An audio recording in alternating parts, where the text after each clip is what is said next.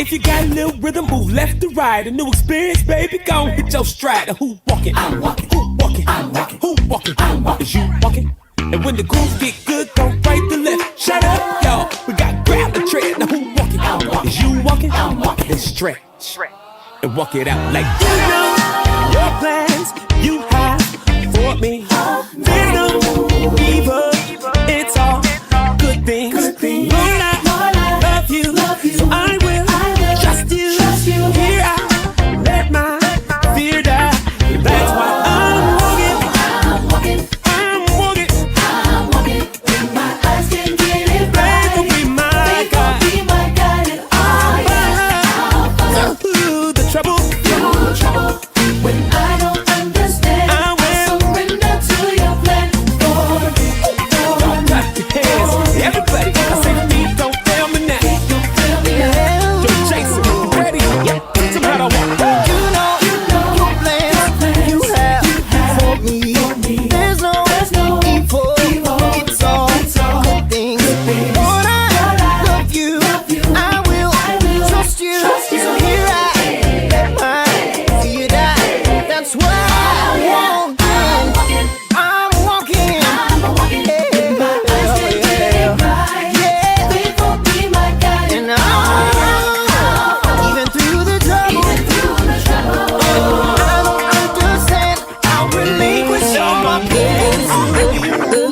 Open up doors, took me down a path I ain't never been before. Looking at the road, I don't see a lot of space. Guess I gotta drop my load, cause you're picking up the pace. Don't leave me to die, be by my side. I get a little anxious, please be my guide. I got my feet shot, I've been prepping for the moment I will get the green light. So if you see me, I'm rolling like feet. Don't fail me now.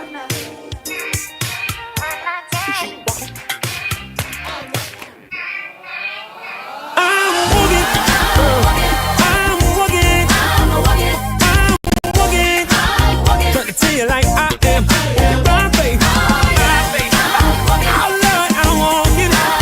Anybody else going? Yeah, say I am.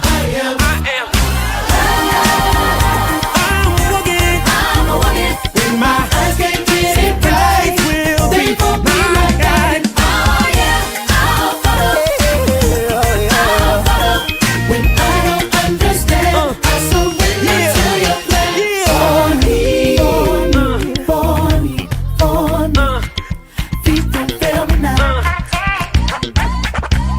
Now I wouldn't cap to you. Psych, I did that. And the sad part about it all is your head so big you can fit that. Give me my hat back before I had to snap back. Talking about your mom's butt. Yeah, buddy, I smacked that.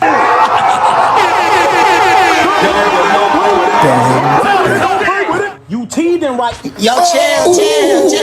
You teething right now. So that means you doo-doo a lot. If it ain't one thing, it's always the other. It's either spit or snot. And every time you doo-doo, your mom say, not it. Grab the wet wipe. But your doo-doo always so lit. Get on my face. Get on my face, bro. I'm in a pack full of wolves. I promise you can't fight that. And even if you wanted to, you still couldn't fight back. Dummy, what are you doing? And yeah, I'm a dad, but do that mean I'm supposed to care? Yeah, your mom a snack, but she gave birth to a gummy bear. Nice. Your mom, she a baddie. And truth be told, yeah, bro, she got a fatty. She in the kitchen right now, flipping Krabby Patties. And you can look like her all you want, you still gonna be awesome like your daddy. Stop playing with it. I don't know who told him to wear a shirt in here, but he wore it. So now I gotta talk about it. You that, Eki? Man, let him rap, let him rap.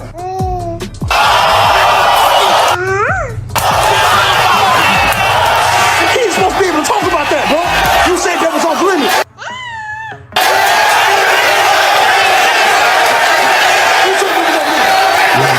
told somebody the other day, I said, you giving somebody else the power to change you?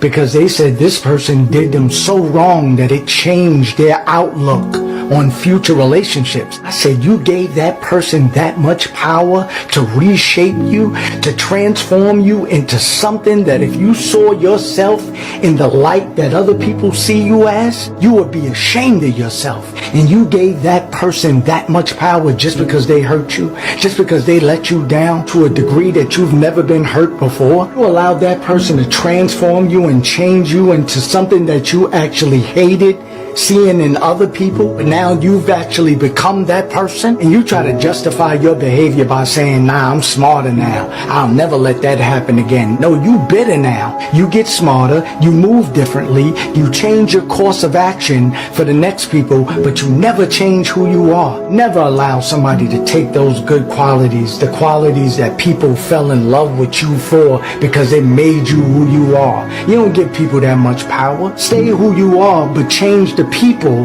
that you decide to give your best qualities to. Love. That's honey. Yeah, hold that. They claim they want that soul back. Got nothing to hold back. Take you to the throwback. So that you know that we gon' take the toll back. There's a difference between being seasoned and acting like an old cat. Old heads know that. It all comes back around like trying to recapture the moment with a Kodak. The Polaroid is instant, hoping you don't miss it. Cause most of us been different. I tell you what it isn't about, the amount in the bank account. I'm just trying to figure out if I can make it through, but try to thinking out loud. Pay attention, cause he gives grace to the humble at the same time he humbles the proud. Wow, wow, wow, wow, yeah, wow. Come on, I just don't wanna become what I hate. Cause it ain't all about getting your pay up. Let's go. Cause only Christ came down to save us. You know he saved us. I said I just don't wanna become what I hate. Cause it ain't all about getting your way. Cause only Christ came down to save us. He saved us. Come on. He did something for me I could never do for myself. And because of that, every single day the movement is felt. I learned in life there's some things that are worse than losing your wealth, like losing your health or losing yourself. But we don't hear it though. We just wanna live this life to see the next scenario. Keep a view that's aerial until we meet our burial. Till then life will ebb and flow. I just want my very own plot of land, but I know my life's in the potter's hands, so I don't need an autograph from any single artisan. I don't need to worship man, cause I know that the heart is sin. Full beyond measure. Once I stopped chasing pleasure, then I felt less pressure from Odessa down to Mecca. See, he controls the weather and my effort keeps me fresher, but that ain't the measurement that I use for my own betterment. Cause righteousness is heaven sent, meaning that it's all by grace. So by him, that is all I pray. Come on, I just don't wanna become what I hate. Cause it ain't all about getting your pay up. Let's go. Cause only Christ came down to save us. You know he saved us. I said I just don't wanna become what I hate. Cause it ain't all about getting your way. Cause only Christ came down to save us. He saved us. Come on. That's honey.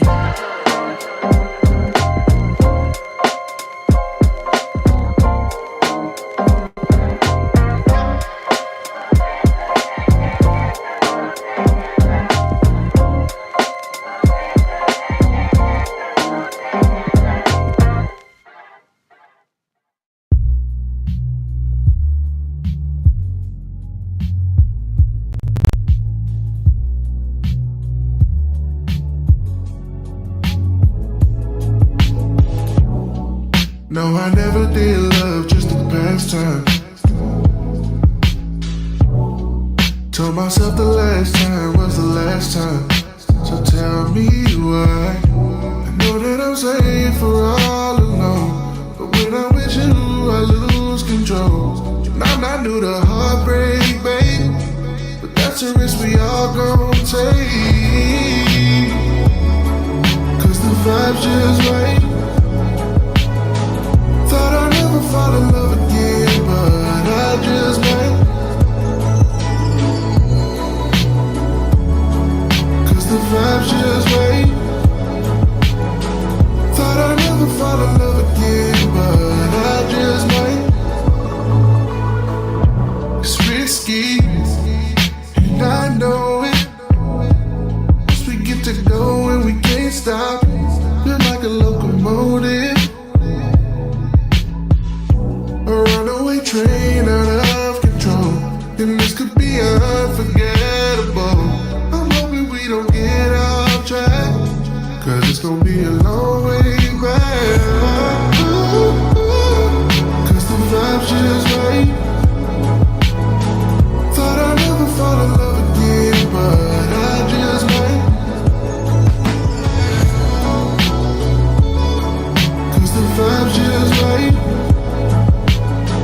Thought I'd never fall in love again, but I just might.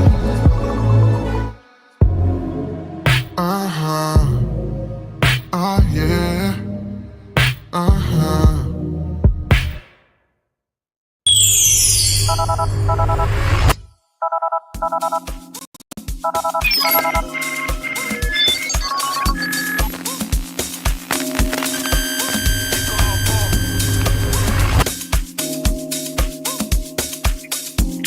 Hey, good morning, good morning, good morning. What's up, everybody? Oh, God, everyone's what's up, what's up? Hope everybody's doing all right this morning. Hope y'all are doing well on Friday, June the 20th. Man, this year is moving by so fast. Friday, June the 20th, and look at us. We still here, still standing, still strong, still doing Zeke live in the morning. This is about the most consistent thing I've done besides having a job in the last, at least on social, let's put it this way, not having a job is not on social media. So on social media, this is about the most consistent thing I think I've ever done. And so here we are already 3.5 months into Zeke Live in the morning. And it's been a pleasure every day being with y'all. This is a great way to start your day. It's a great way to start your day. It's a great way to start my day. And I thank y'all for being here with me and with us on this morning. Hey, man, we got a good one for y'all on Friday. It's Friday. We got a good one for y'all. Sorry, I went to go open my coffee and I just messed it. Don't you hate when that happens? When you go to open up the top and it goes inward like that. Now I got to take the top off and do all of this to get it. Got condensation spraying everywhere like Jesus Christ. Just trying to have a drink of coffee. Anyways, yeah, we got a good one for y'all today, man. It's going to be a good episode today. Talking about what it's like to, make some choices, then try to stick with that and try to keep it going. The hard part is actually doing it. It is hard sometimes just to see stuff through. I get it. It's hard sometimes to get people on your side. It's hard. I get it. I've been there. I live it out all the time. I get it. But that's the hard part. And when you get it done, though, boy, doesn't it feel like a relief? Doesn't it feel like, I don't know. Doesn't it feel like a relief? Doesn't it feel like you got something accomplished? It feels like a win. So, just, make your choices and then stick with your choices, do your things. And I promise it's even better on the other side, because this side sometimes ain't that great. The side where you're trying to figure it out, trying to get people on your side. This coffee is just everywhere. You're trying to get people on your side. I get it. That's tough. That's difficult.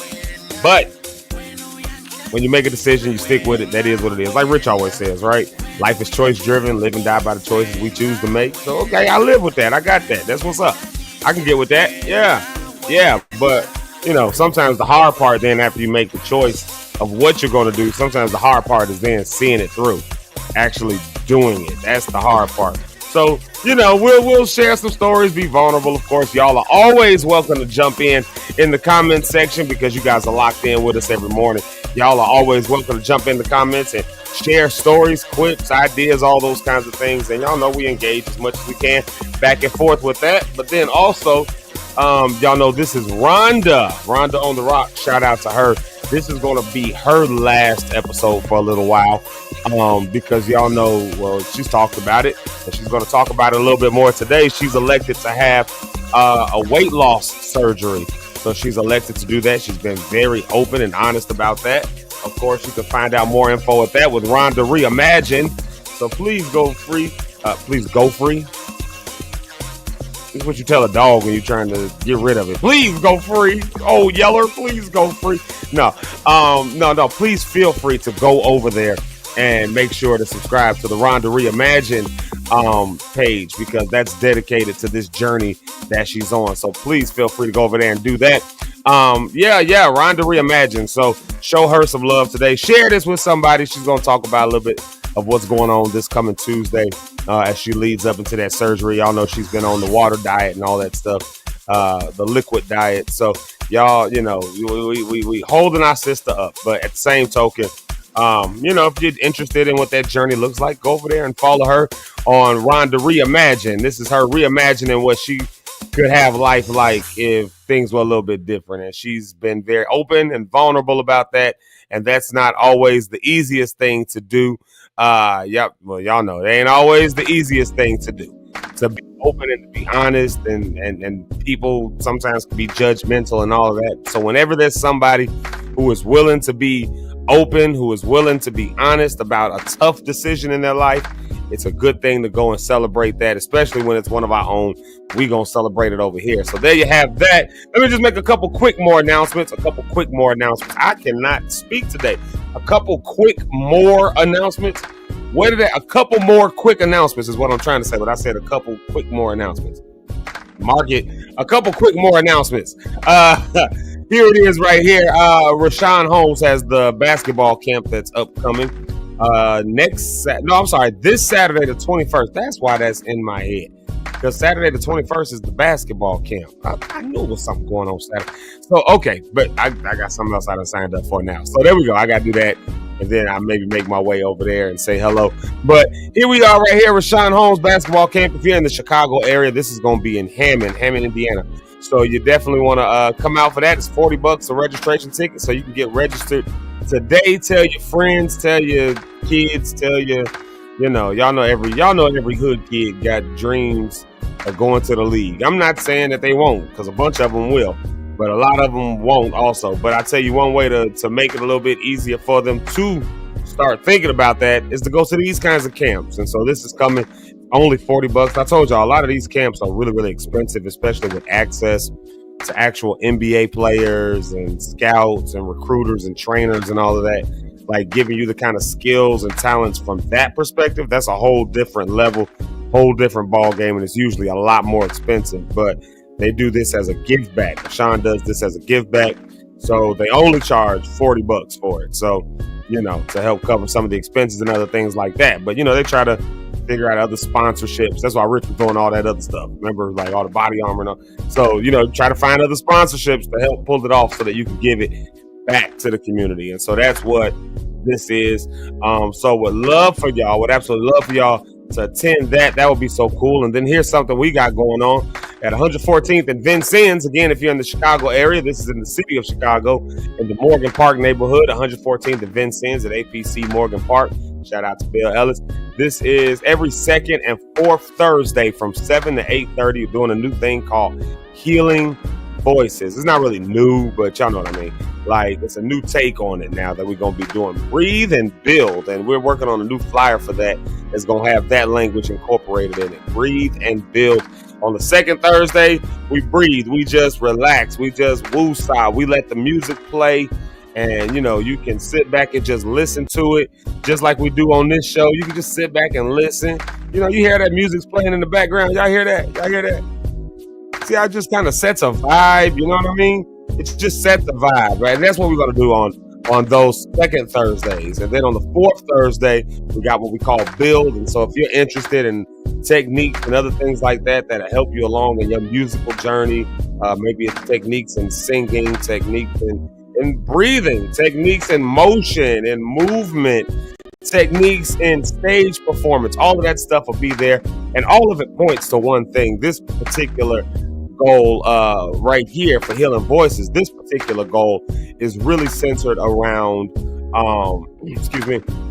is really centered around healing from trauma, healing from issues that we deal with, healing from living in spaces that, for a lot of us, we live in spaces where gunshots go off. They were popping some fireworks the other day, and you got to do that double take, that first initial double take to make sure that what you're hearing is what you're hearing. They're popping fireworks last night. You got to do that. You got to make sure, all right, that's fireworks. We good. Okay, cool.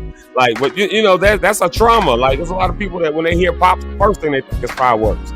First thing I think is better make sure it's fireworks. You see what I'm saying? We ain't the same.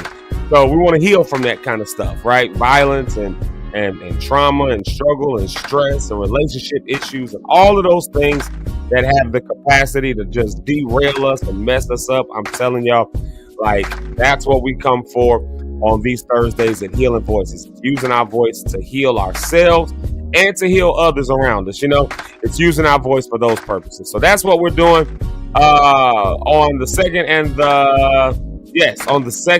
the fourth Thursday. So please, y'all come on out. I would love to see you there. I'd love to see you there. And I told y'all gonna hear about this all the time. Because it's a thing that I'm doing. It's a new musical iteration for me. It's something that I ain't gonna lie, I'm a little bit passionate about it, and I wanna see folks there, So if I got 8 people show up, then 8 people are there. If I got 80 people show up, and we got 80 people there, if 800 people show up, I ain't got room for all that. So we're gonna have to figure out how to expand it. But it's a chance to really just be around sound. There's healing in sound, and I'm saying this a lot over the last couple days, but it's so real. Like I said, y'all probably noticed right from the jump, we play music in the backdrop quite often as we're on this show. Like, instead of us just being, let me show you. Let me see if I can just do it real quick. So instead of it being something like, what track is playing? It's this one. So instead of it just me being on and it's just this right here, I'm talking and it's there and y'all can hear me and it's wonderful. It's excellent. It's not, it's not bad. It's not a bad thing. Most shows, this is the case. I get it. This is how people do. They're talking. And of course, it's easier to understand. It's easier to edit, especially in post because you don't have the music playing. But in the morning, when you just feel that vibe, though, you feel that? That's why they play music in the back of commercials. That's why they play it in the grocery store. That's why it settles you. And that's what we're doing with Healing Voices. It's a chance to be settled. And so that's a thing that's doing. That's a thing that's doing. That's a thing that is doing. So y'all come on out. I want to see y'all there. That is next Thursday. This coming Thursday, actually. So yeah, this coming Thursday, this week. So want to see y'all there. That's going to be a lot of fun. It's going to be a lot of fun. It's going to be a lot of healing.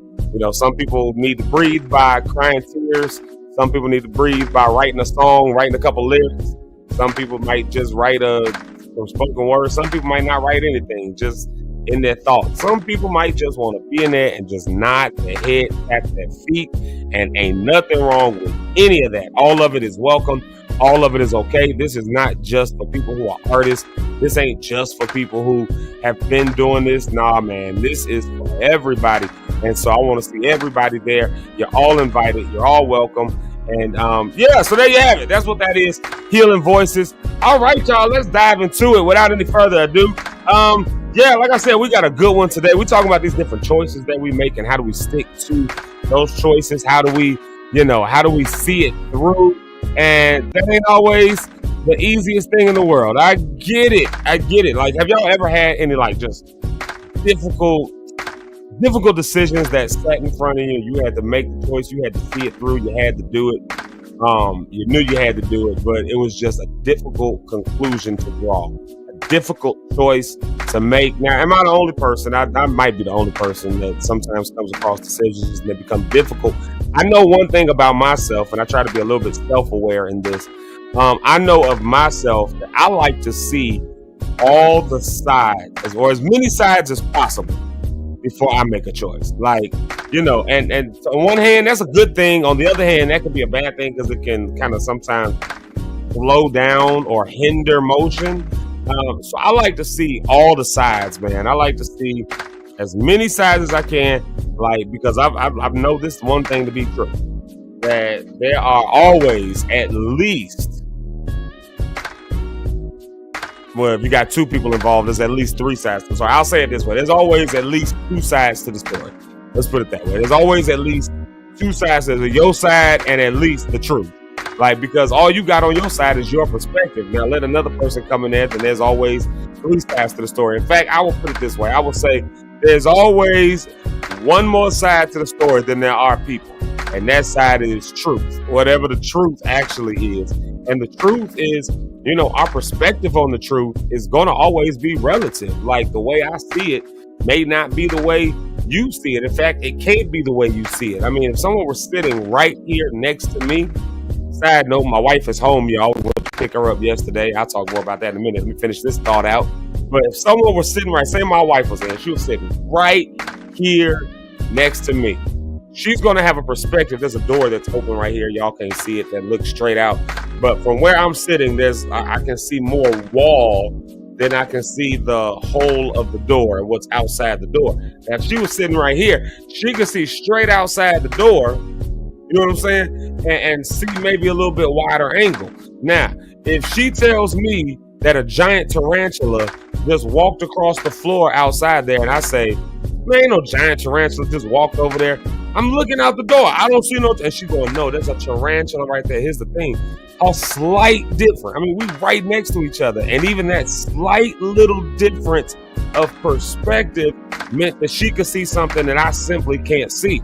So, you know what I'm saying? Like, so truth oftentimes is relative to what is there, because my truth of not being able to see the tarantula may actually work out better, because if I got somebody sitting right here and I don't want them to see a spider running across my floor, then my perspective might be, hey, calm down, it's all right, he can't see it, so you don't need to worry about it. While she might be going, oh my God, he's going to see the tarantula and it's going to freak out and he's going to, like, don't worry, we can't see it from this angle. See, so there's good and there's bad from all the perspectives. For me, it's just a matter of knowing all the different perspectives that are there and knowing what you can pull from each of those perspectives. And the more you pull from that, the closer you get to the truth, to the ultimate truth, as I call it. I call it ultimate truth.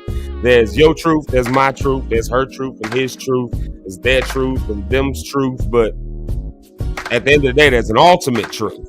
And when you look at that ultimate truth, all we have is different perspectives of that. And that's why you got to show love, I believe. That's why love is so necessary. That's why encouragement is so necessary. That's why not talking down on people, not just shutting people down because you don't see it the way they see it, so that must not be right. Like, how arrogant do you have to be, you know, to think that the way you see things is just the way it is? I saw it, so that's what it is. Like, you know, you saw a perspective, and from that perspective, it could be something that just ain't what it is.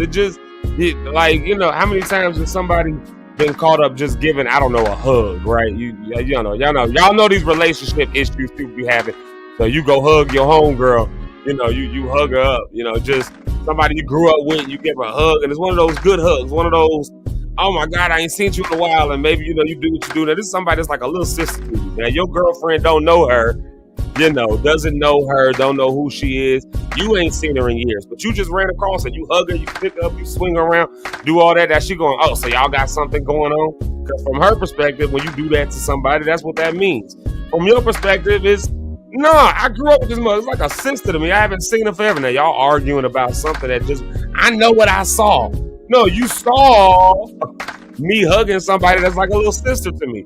No, I saw you hugging a woman. Like, okay, both things are true, but at some point,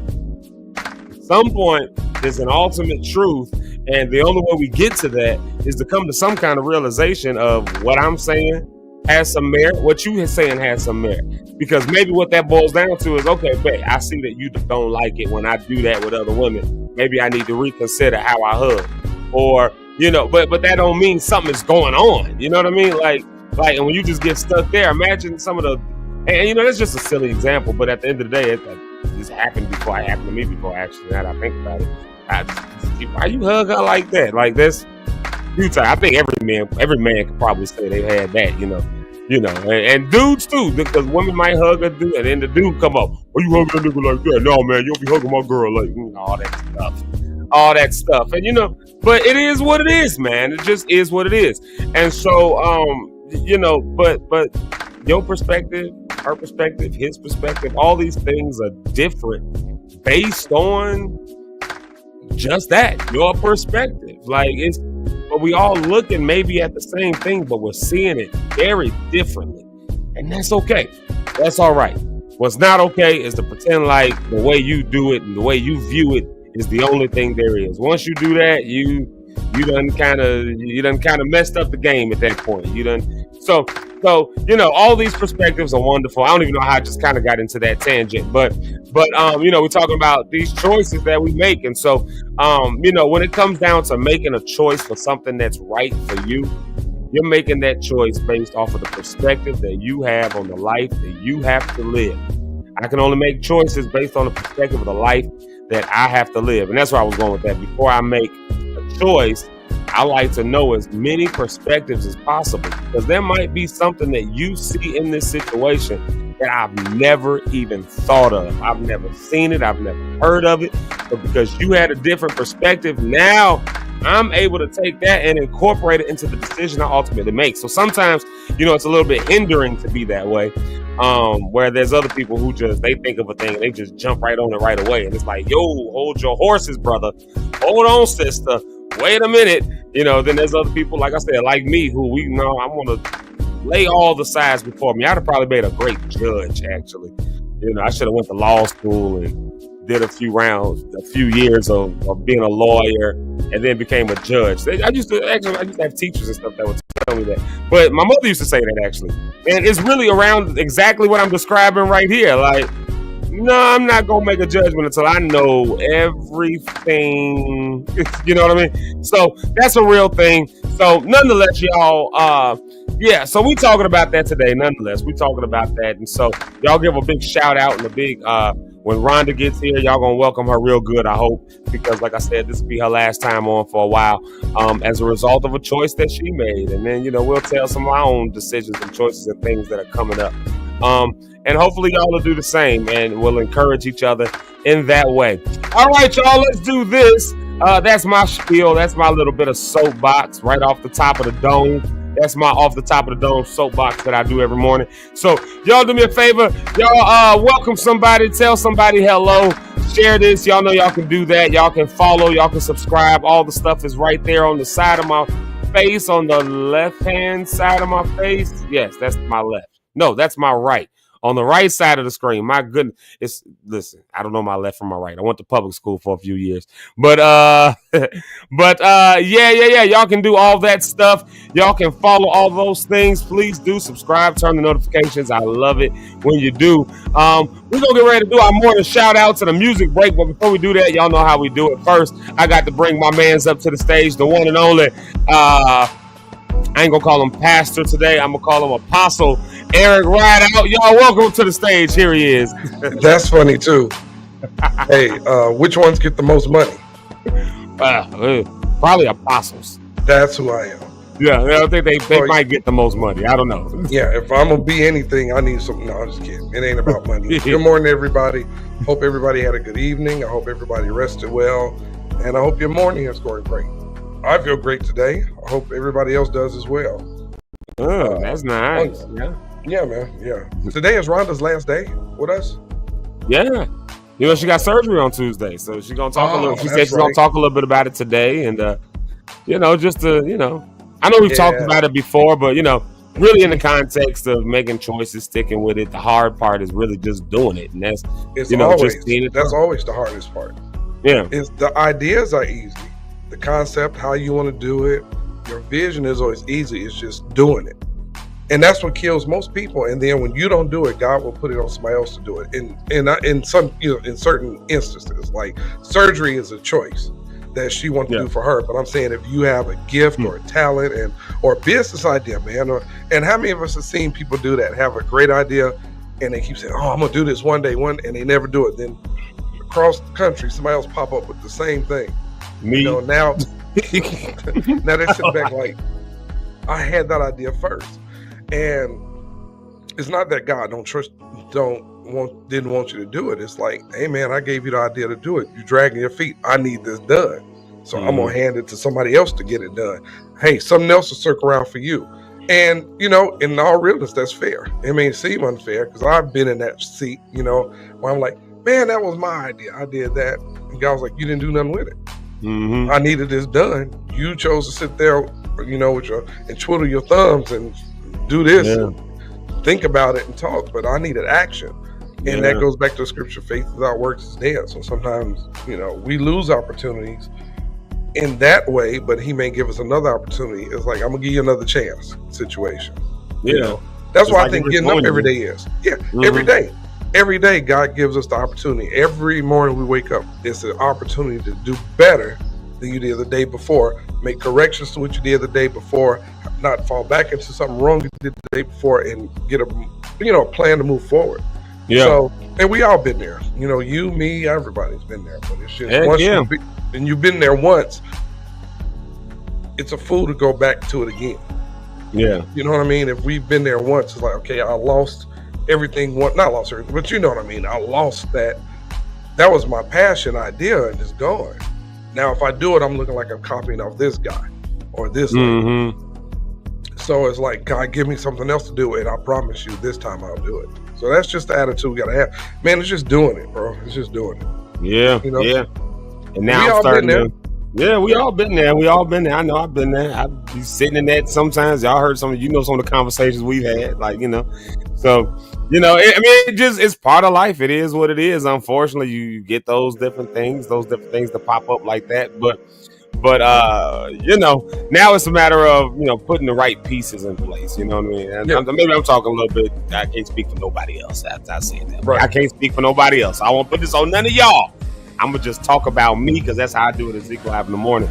But learning to surround around people who can help get it done. Because it is, this, E, when you got big dreams, big goals, big ideas, it's like you literally cannot do it. Like, you just can't do it. You can do it, but you got to have other people around. Like, all that stuff, I did this with no help and nobody did it for me.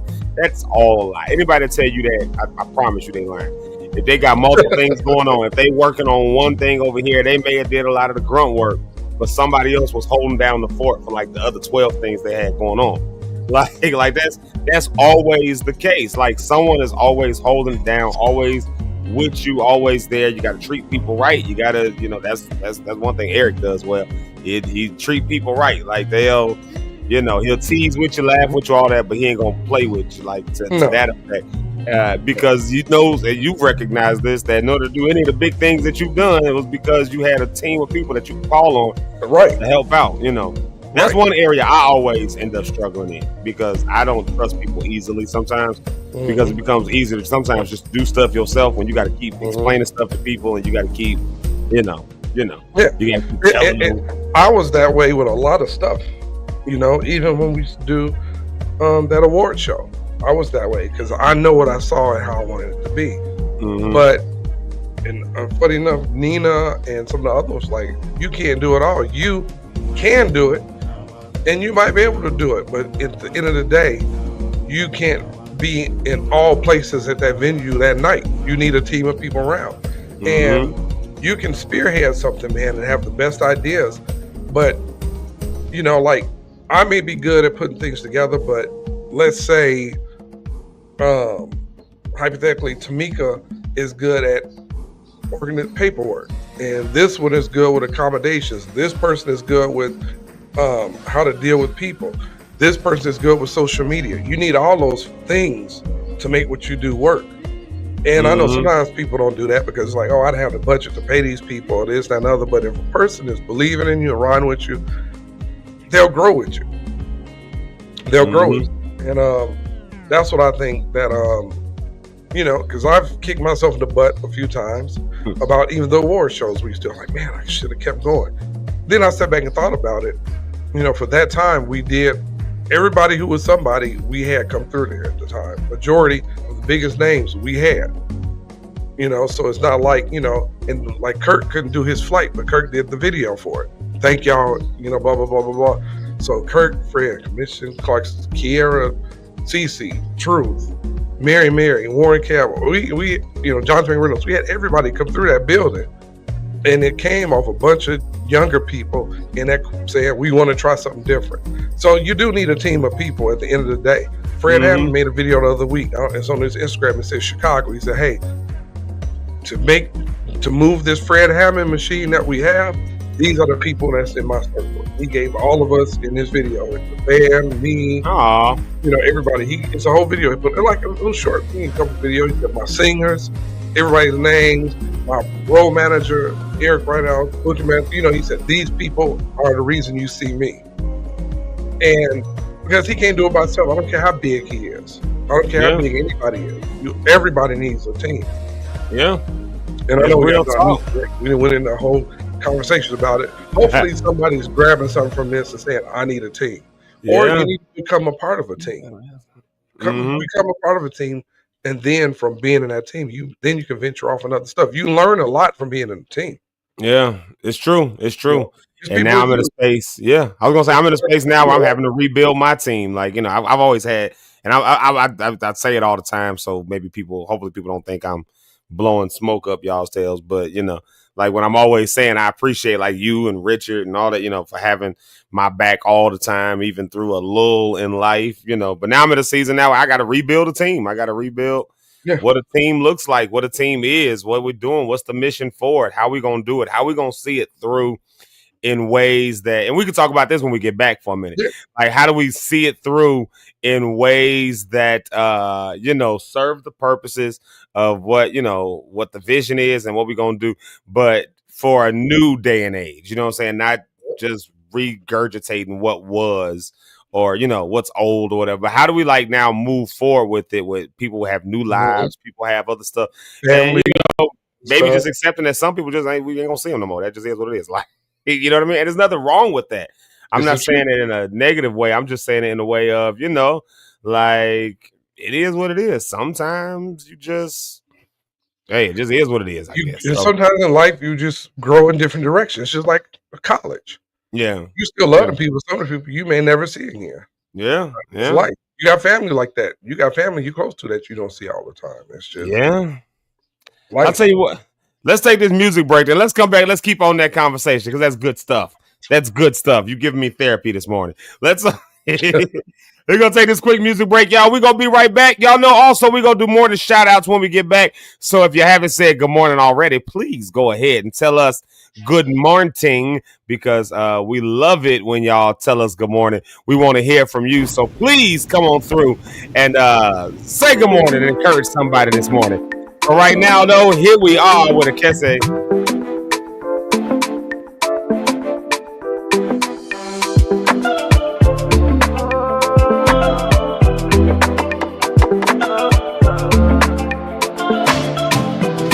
If the lily has no worry, and the sparrow has no care, why should I worry when my Father owns the cattle on the hill? Why should I worry when my Father owns the silver and the gold? So I'm casting my cares on you, casting my cares on you, casting my cares on you, casting my cares, oh. Casting my cares on you, casting my cares on you, casting my cares on you, casting my cares, oh. Papa, shower your blessings, yeah. Shower your blessings, yeah. I don't rush, shower your blessings, ah. Shower your blessings, yeah. Papa, shower your blessings, yeah. Shower your blessings, yeah. Bountiful blessings. Bountiful blessings, they come my way. Papa, shower your blessings, yeah. Shower your blessings, yeah. I don't rush, shower your blessings, ah. Shower your blessings, yeah. Papa, shower me your blessings. Shower your blessings, yeah. Bountiful blessings, they come my way. So I will be anxious for nothing. Supplicate for everything. Why should I worry about my problems when I can pray them off? Why should I worry about my troubles when I can pray my troubles off? So I'm casting my cares on you, casting my cares on you, casting my cares on you, casting my cares, oh. So I'm casting my cares on you, casting my cares on you, casting my cares on you, casting my cares, oh. Papa, shower your blessings, yeah. Shower your blessings, yeah. I don't rush, shower your blessings, ah. Shower your blessings, yeah. Papa, shower your blessings, yeah. Shower your blessings, yeah. Bountiful blessings. Bountiful blessings, they come my way. Papa, shower your blessings, yeah. Shower your blessings.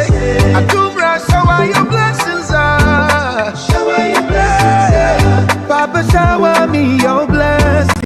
Shower your blessings, yeah. Bountiful blessings they come my way. Abundant blessings, multiple blessings, bountiful blessings come in my way. Abundant blessings, multiple blessings, yeah. Bountiful blessings they come my way. Papa, shower your blessings, yeah. Akumbra, shower your blessings, Papa, shower me your blessings, yeah.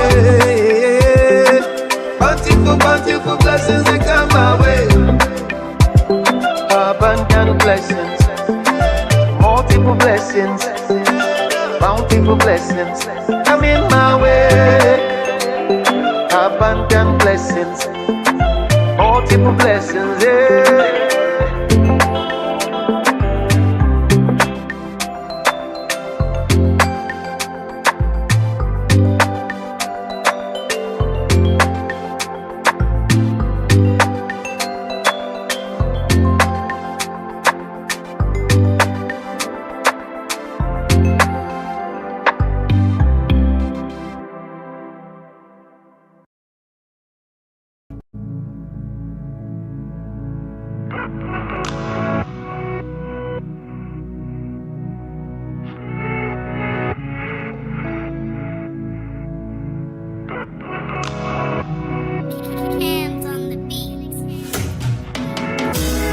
It's within my nature. Sometimes when I live righteously and holy, why do I have to go astray? Forever want your eyes on me. Mwari, inindo funga kuti, tatata papi. It's all me, I know. The evidence all around me, you are here, I know. So stay with me. Oh, Papa God, won't you stay with me? Yeah. From my nanny, stay with me. Say you'll be there.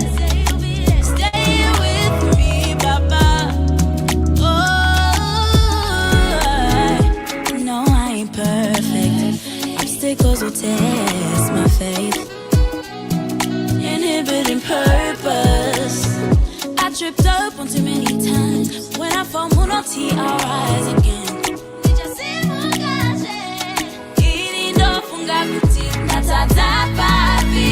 It's all me, I know.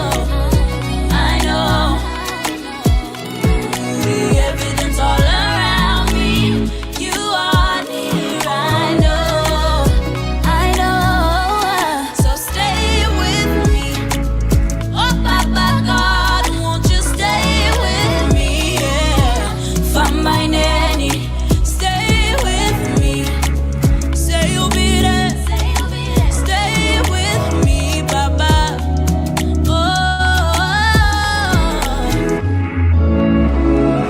Don't turn your face away from me. I know this life without you, it's lonely. I'm overwhelmed.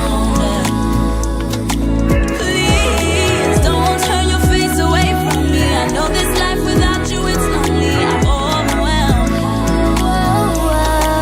Stay with me. Oh, Papa God, won't you stay with me? Yeah. From my nanny, stay with me. Say you'll be there. Stay with me, Baba. So stay with me. Oh, Papa God, won't you stay with me? Yeah. From my nanny, stay with me. Say you'll be there.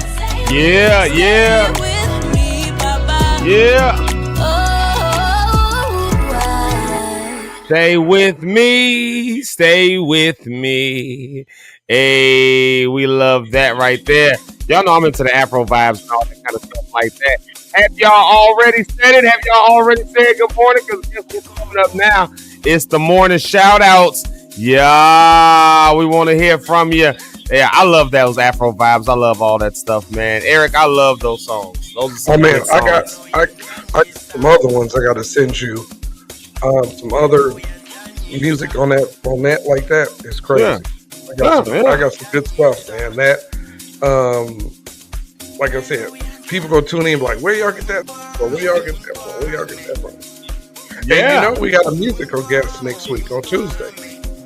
We might have to move that one though. We can move it if we have to. I'll tell you why. Because for that particular guest, Rhonda wants to be here for that day. Oh yeah. Rhonda wants to be here for that day.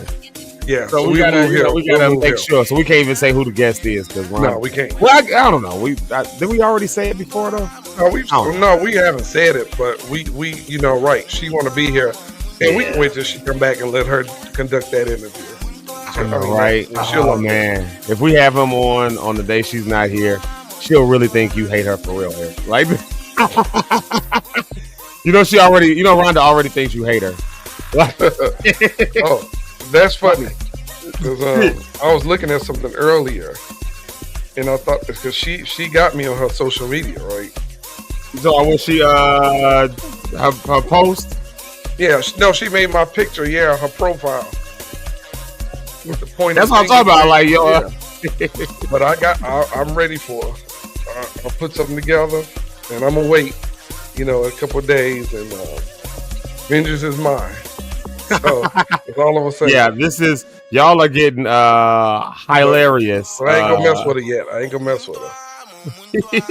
But you see, y'all getting funny on the back and forth bar. You see your phone, the text I just sent you. That's gonna be the drop picture. Oh Lord, hold on a second. Let me see. I'm sending something to my computer screen right quick. While I'm doing it, all right, there it go. All right, cool. You'll see it. It's the text I just sent you. You'll see it. Once that gets done sending, I'll be able to open it back up. Let's see here. Let's do this real quick while I'm waiting on these couple things to come through. Let's do these quick morning shout outs right quick. Let's see if folks already said good morning. I'm going to breeze through them a little bit this morning. I'm going to breeze through them and then spend all the time in the world because I love the Locke'd stars and I am spending a whole bunch of time talking about them and all that. But I'm going to breeze through it today so that we can move on schedule. Plus, I want to play up one of these things. Y'all see that net just fly across here? That big pregnant net. I think it was pregnant. It was huge. Y'all can see that just fly across. I'm the person that's all right. All right, so I'm on here looking crazy. Okay. That's it, y'all. Hey, let's see who got the first comment of the day. First comment of the day goes to bam. Eric, it's your mama. First comment of the day. Look at that. She's anchoring us today. Because y'all know I usually put her comment up last. So there it is right there. She's the first comment of the day. Mama JP, Mama Johnny Ride Out. Y'all say what's up to her. And then the second comment of the day is actually another mother of the show. It's Rhonda's mama, Pastor Cynthia Cohen. So y'all go up there. Yeah. Y'all go up there and show them all the love and the hearts and all those things. Because those are our mamas. So y'all go show them some love. And these two ladies, I don't know if they know that their children are beefing right now. Like friendly beef, but beef nonetheless. Like they've got screenshots and new profile pictures. Oh my God, E. Oh, you see? They got screenshots and new. Yeah, I see it. They came off the one. I was just watching that video too. The one that came from. Yeah, so they are. I said to watch until I get the shot I wanted. I watched. That is so petty. It is. There it is. Y'all, shout out to Asia Jamal, aka Pure Live. Y'all go and check out the Pure Live podcast channel. I think they got an episode dropping tonight, right? I think they do Friday nights, or maybe that was just that one Friday. But I think they're Friday nights. So either way it goes, if you subscribe to it, you'll see it and see what's going on. And you can check that out. And here's our girl, Brony Cat. Bronya, we will love her. We love her so much. We're glad she's here. I'm looking for the one I always like to see. There it is right there. She always has that good, she always has that good word for us. What does this one say? I just scrolled on. There we go. Welcome to Zeke Live in the Morning with Zeke Lock and co-host Eric Ride Out, Richard Holmes, Rhonda on the Rocks. It's time to get over the fear and just do it. Now grab those beverages. So here's my beverage this morning, E. I'm Dunkin' Donuts. I had to, that light really. My regular. The lifted, the tees. I always have these. Isn't it crazy how the light just blocks the whole thing out? Like, jeez. Now you can see it. You got to do all of this and right. You got to. There you go. And then my thing is backwards, so when I go one way, it go the other way. Like you trying to show it like right. I'm like, you try to go this way because it feel like you're like, how do you do that? To go too far. My goodness. So yeah, I'm dunking. We didn't have no coffee in the house, and this morning I kid you not, I rolled over at 6:49. I forgot to set my alarm. I rolled over at 6:49. Like, oh my God.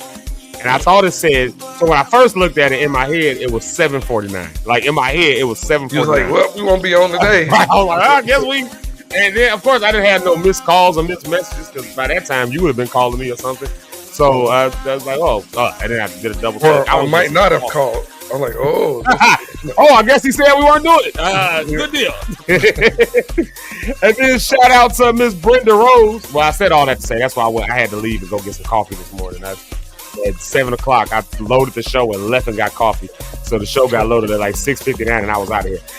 Shout out to Miss Brenda Rose. Good morning, everybody. We've made it.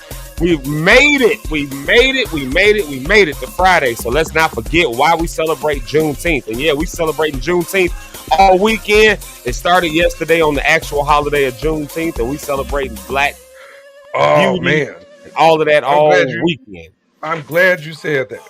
Why is that? I'm gonna send you something that you said. You said this, and when I saw it yesterday, I said, "Yep, Zeke was right." There you go. Oh Lord! When you read it, you be like, "I knew it." There you go. I might be a prophet in the Lord's church, y'all. You better listen to what I say. Send me your offers, and I'll give you a word.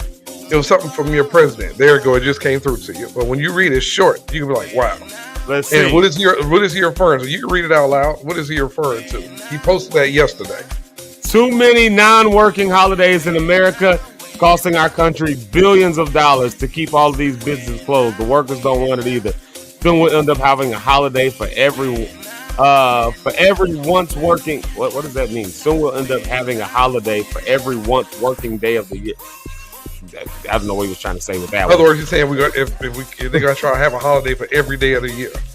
Being sarcastic, and it must change if we are going to make America great again. In other words, he wants to get rid of June. When I hear MAGA, I hear Mawa. That's what I hear.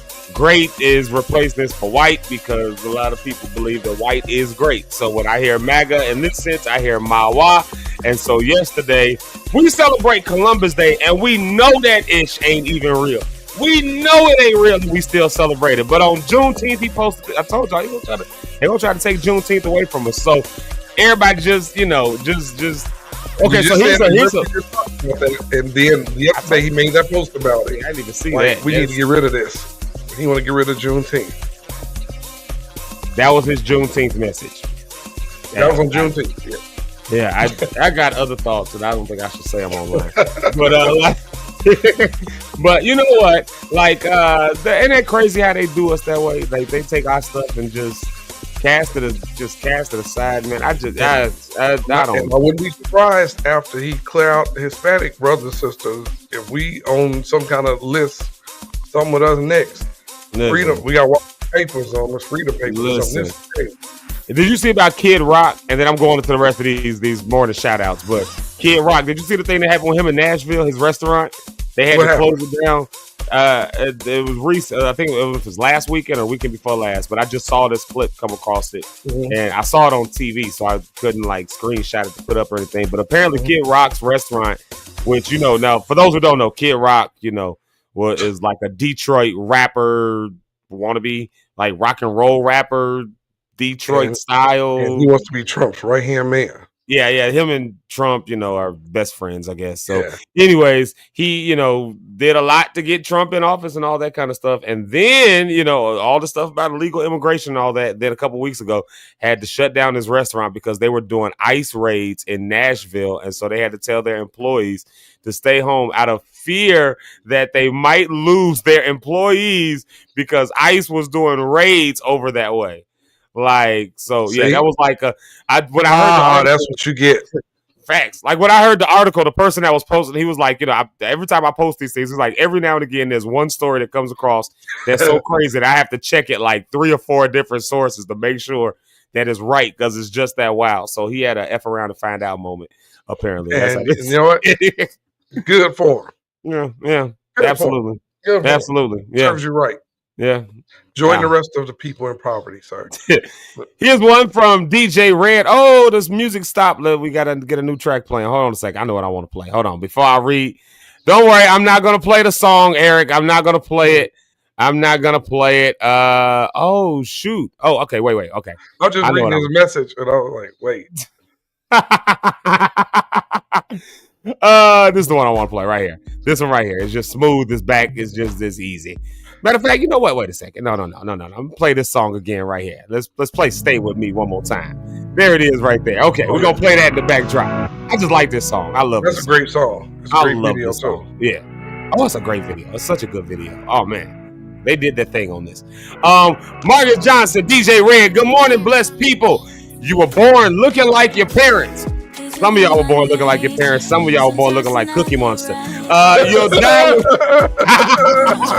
die with your decisions. So decide to choose life as you tune into this episode of Zeke Live in the Morning, Locked In. Look at that. Choose life. And, you know, sometimes choosing life is looking in the mirror and realizing I look like Cookie Monster. And I want to do something about that. So, I'm just, you know. Yeah, Rhonda's having weight loss surgery that's elective. She looked and she said, I want to change that. But some of y'all just need to have facial reconstruction surgery. And that's okay. It's okay. Just joke. I'm joking, y'all. You're beautiful as you are, unless you look like Cookie Monster. Especially if you got blue fur. But, Eric, I got to send you a picture of... I gotta send. I just saw it in my things. I meant to send it to you a couple weeks ago. We had somebody, and he looked exactly like that profile you made of Roscoe. And you know what I'm talking about? That Roscoe profile. What I say, well, you know, this dude based on a real person. Yeah. Now this wasn't even that person though. This wasn't him. This was somebody completely different. He looked like the glasses and everything. Like I just kept looking. I was like, this nigga looked just like that drawing that Eric made of our fake character Roscoe. I gotta send that to you. Look, if you think about it, he looked like the guy too. Yeah, that's what I'm saying. I even added that guy to that profile. He never knew it was him. I'm like, bro, that's you. I'm talking about you, goofy. That's crazy. We called that man Roscoe the whole time and never knew it. Oh my God! Yeah, I don't even know where that name even came from, Roscoe. But. Right. Where do we even get that from? I don't know. He just. You know, I think I said the wrong name one time. We just stuck with it because I was trying to remember his name. I was like, isn't it like Roscoe or something? He's like, no, his name is. Yeah. Oh yeah, because it is. And then it just stayed that way forever. Like it was like Roscoe, and then you made a profile picture of it, and then we just. I had nothing else to do that day. That was crazy. Shout out to Victoria. What's up, Vicky? She says, blessings, my brother. And yeah, man, blessings to everybody on here. We wish all of y'all blessings, wish all of y'all love, and wish all of y'all well, and hoping everybody's doing all right. So, Vicky, we love you. I love what Brony Cat said here. Please like and share this podcast. Yes, please do that. Please do that. I'm gonna like some of these and leave them in there because these are good right here. Let's see here. And then Brony is also over on Facebook side, so I'm just throwing it up there so y'all can see it. Here's our girl, Miss Rhonda on the rock. She's gonna be with us, and she's, like I said, we've been talking a lot about her because we're gonna miss her for a little while, you know. Eric, is that what it is? You gonna miss Rhonda? Who, Rhonda? Yeah, you gonna miss her while she's gone. Is that I mean, I wish her the best with her surgery. Yeah, but no, I don't really miss people like that. And that's just me. It's nothing to do with Rhonda. I mean, that's in general. You know, my family tell you that about me. It's like, I was just going to say, Rhonda, you better screen record this part, but then you messed it up like, I ain't gonna miss her. No, but I want her to have, no, it is nothing to do with her. It's just me. I just don't, I take that back. It'll be like, dang, she not with us today. Yeah. But I know she all right. And, you know, she's recouping. But if she was like moving away, speaking of, well, we get to that because any churches out here in Chicago looking for a good engineer or a musician, let me know because I got somebody moving to Chicago. And they're trying to get in somewhere good. And you know who it is, Zeke. Really? You went to their pop-up. They move in here. Seriously? The person or somebody else? The person. Wow, really? Yeah, it's between here and Texas, Dallas. And they lean in here. They be up Yeah. I said, oh, this would be interesting. You come out here. Like, yeah. Interesting. Yeah. So let's talk about that. Yeah, let's talk about that later. Yeah, let's have a convo on that one. So shout out to Rhonda. Let's keep this moving real quick though. Piglet. There she is right there. That's our girl Janine. Shout out to her. We love her. Piglet. One of the Piglet. One of the sweetest people you'll ever meet. And look at that right there. He treats people right. He treats me poorly on live stuff. I said earlier, Eric, you always treat people right. That was a response to that. I treat Rhonda right. It's just how, I don't do it the way she wanted me to, but I treat Rhonda right. I don't have a problem with Rhonda. Yeah, well, there you have it. Rhonda, Eric has no problem with you. You see that? He said that in front of his mama and your mama. I said that in front of everybody. She just got to know when she's wrong. There goes my boy Will C, West Side Willie. That's funny, dude. He said, good morning, my boy Zeke and E. What up? Yeah, what up, Will C? Will was out there yesterday on the West Side with some of the Juneteenth stuff that was going on. So, yeah, there you have that. And then, thank you for this right here. So it is every Friday at 9 p.m. Central Standard Time. That's when Pure Live is going on. So, all right, yeah, Central Standard Time, 9 p.m. I might be able to lock into that tonight. I need a little bit of a break, I need a little bit of that. So, yeah, so there you have it, y'all. And Rhonda is just... That man ain't gonna be able to sleep at night. Oh, I'll leave my video camera on where you can watch. I'll be knocked out.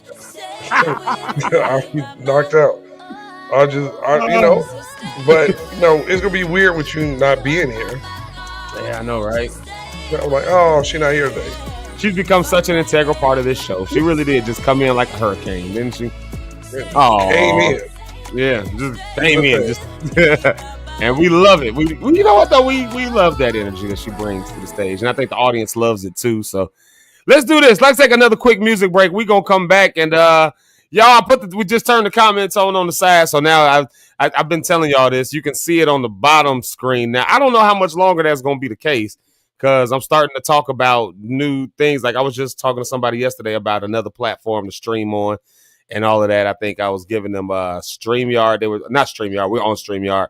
But like Restream and all of that. They were talking about how expensive it was. And I was like, y'all know I'm paying $35 a week? And they were like, wait, a week? And I'm like, nah, bro. They were talking about like $20-something a month. I'm like, yeah, that was a little bit pricey. And I'm like, I'm paying $35 a week. So wait, they said that was $20 a month?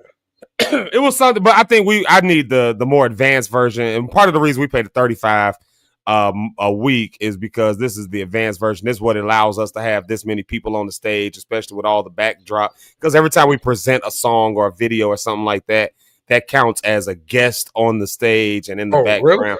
Yeah, so we got like one of the top. I've never looked into all of that. Yeah. But that comes at a cost, that's for sure. And then the memory that comes with it so it can record. So there are some benefits to StreamYard, but I'm looking to see that I'm going to get some of those same benefits because I ain't using all them benefits now as we stand. So I need to, But now as I'm about to start doing more clipping and cutting and doing all of that, yeah. So nonetheless, there's that one. I tell you what, let's do a quick music break and then hold on, Eric. Before I play this music break, though, when I saw this, I saw this yesterday, and the first person I thought about was you. But I thought about you eating them chips, that popcorn yesterday. Was talking about Rhonda. I shouldn't have did that. I'm sorry, Rhonda. Well, I saw this clip, and this made me think about that. Like, that man, that's hilarious. As a man having two older sisters, I can 100% relate to this. Don't challenge us as your younger brothers to do or not to do something, because we will do the exact opposite. That's what we do. That's what men do. And you got to laugh at this video because it's just fun at the end of the day. Look how he dressed just like Batman at her wedding. Hilarious.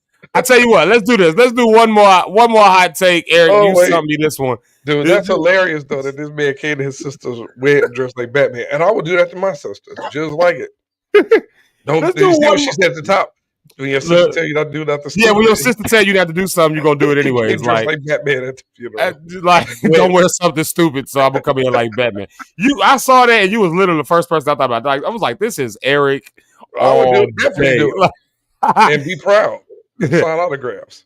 Hey, y'all, check this comedy moment out right here. You love Ronald McDonald?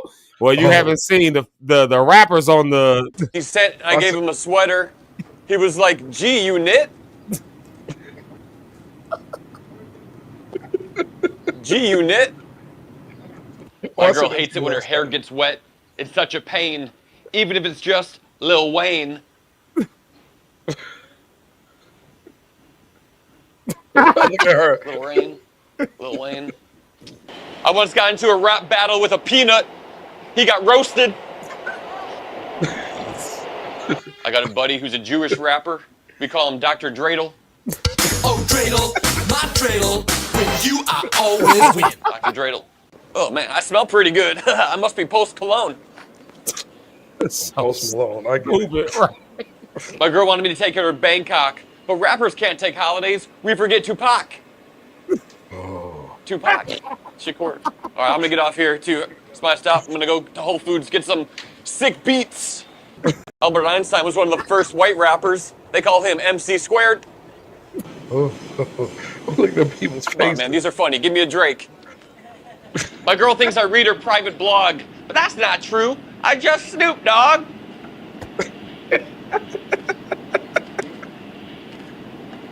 My grandpa's a rapper. Actually, I don't know if that's true, but I did hear his hip hop. Now we call him Two Canes. My girl only raps when she's on her period. She's got a mean flow. Oh, George Foreman would make a great rapper because he has an amazing grill. That girl I caught my girl sending a sexual text, but no sweat. I'll just DMX. I'll DM an X. What is that? Yeah, there you have it. Lame jokes for the day. When I said that to you last night, I was in tears. I said, this dude is an idiot. And then I saw the one he did, the Grinch. That's funny. Oh, I gotta go follow his page because I he sent always. it to you. I sent you Oh, the you Grinch did? one. Yep. I sent Oh you my! Grinch. Maybe I did see that one actually. Now I'm thinking about it. And He was on the train still. Yep. Yeah. And I Yeah, sent he you that takes the other mic thing on the today, which somebody else sent me that cat last night, and I did not mean to laugh. But I couldn't stop laughing. Is that cat blind? Like, what is that? No, cat? man, it's not funny. People, animal lovers. I'm not making fun of the cat. He has like multiple something like Parkinson's, something to make the cat shake. But I kid you not, I didn't try to. But it caught me off guard, and I laughed at first. I was like, "Oh, the cat was like." He couldn't get to the trying to bite the spoon, like he kept missing it. I was like, "Oh my god!" Why don't they just hold his head and just put it in his mouth? I thought that was kind of mean though. To keep holding the spoon. They know he couldn't get it, and the dude was doing like this. I'm like, "Come on, man, take that piece off and give it to him." Okay, I'm sorry. That guy is hilarious. Because if we share it on here, somebody will get mad. Right, exactly. Somebody gonna cancel me. Peter will be on here They'll be on here writing all kinds of love remarks in here. So, yeah, there you have it, y'all. Hey, y'all, we coming right back. Y'all, we coming right back. And so y'all go ahead and, you know, do the thing. Like, share, subscribe. And we'll be right back talking a little bit more about making hard choices and sticking it through. All right, y'all. Hey. In times of trouble, God, you've been my shelter. When the world's shaking from all of the pressure, come rain or shine, I'm covered through whatever weather. You are my refuge from now till forever. You've been so good to me, yeah, you've been so good to me, yeah, you've been with you, I could do anything, 'cause you're my safety.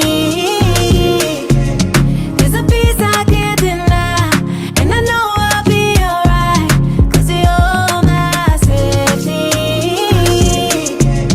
Yeah, my life can testify that you've been here by my side, 'cause you're my safety. Since I found your love, never letting go, never letting go.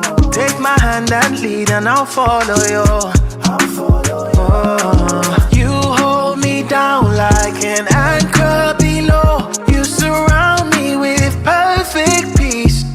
That's why I say there's a piece I can't deny, and I know I'll be alright, 'cause you're my safety. And my life can testify that you've been here by my side.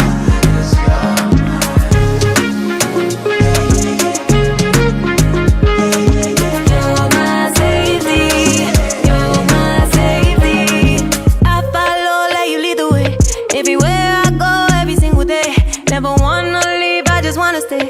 In your loving arms, in your embrace. Never let me go, never let me go. When I'm on a high or even when I'm low, everything's aligned, I feel it in my soul.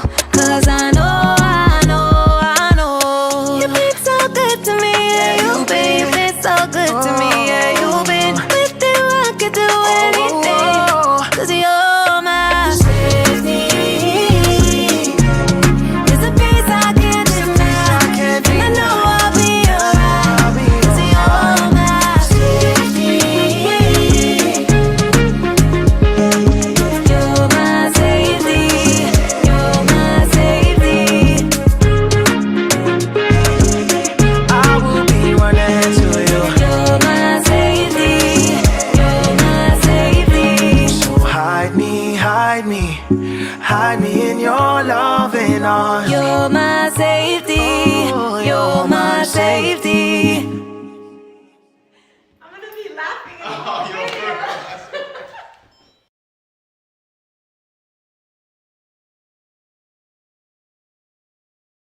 Blessings falling down on me. It keeps bringing me joy.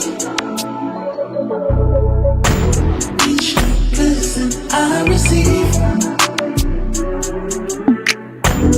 it keeps bringing me joy. Yeah, okay. Blessing to coming in front of me. Coming in front. I'm in the cup with a bag on me. How you feel? Like I got my piece in this heavenly? Yes. We not the same. Keeping the fake up under me. You know. Yeah, I gotta go. I'm in the lead. Yeah, no checking the scope. Plain to see. You reap what you sow. You cannot face me. I gotta say this life is amazing. Yeah. 1, 2, 3, 4, 5. Time he saved my life. Come in with that talk. Please don't kill my vibe. Shorty got that walk. She know what I like. Yeah. With the gang and it's some side, yeah. Okay. I'm in the still, I got the truth. Look at the pedigree. Okay. I never lose when I'm on the move. I'm leaning on the G. Okay. Dipped in the water, only the Father coming in clutch for me. Coming in clutch, coming in clutch, coming in, yeah. Blessings falling down on me. It keeps bringing me joy. Each blessing I receive, it keeps bringing me joy. Look, you bring me joy. Yeah, you problems I avoid. Why would I give up my core? Belief in you gon' change my world. Make me feel like I'm the world. You gon' maybe I'm not sure. Just make me your little vessel. I won't wrestle with you, Lord. I got all these blessings waiting. I'm gon' need a new umbrella. We don't do that stressing, baby. Faith gon' work in any weather. Yes. Once I gave him all of me, I just hit the Hall of Fame. We take Jesus over shame. Got no limits, but he not damn. They say no, I'm still the same. Yeah, I got a lot to prove. Fill my life with room. Yeah, I got that tune. Yes, I couldn't help it, my confession. Tell him I'm about to bloom. He wrote me up from the womb. Blessings coming soon. Blessings falling down on me. It keeps bringing me joy. Each new blessing I receive, it keeps bringing me joy. All my life, you've been faithful and I'm faithful, yeah.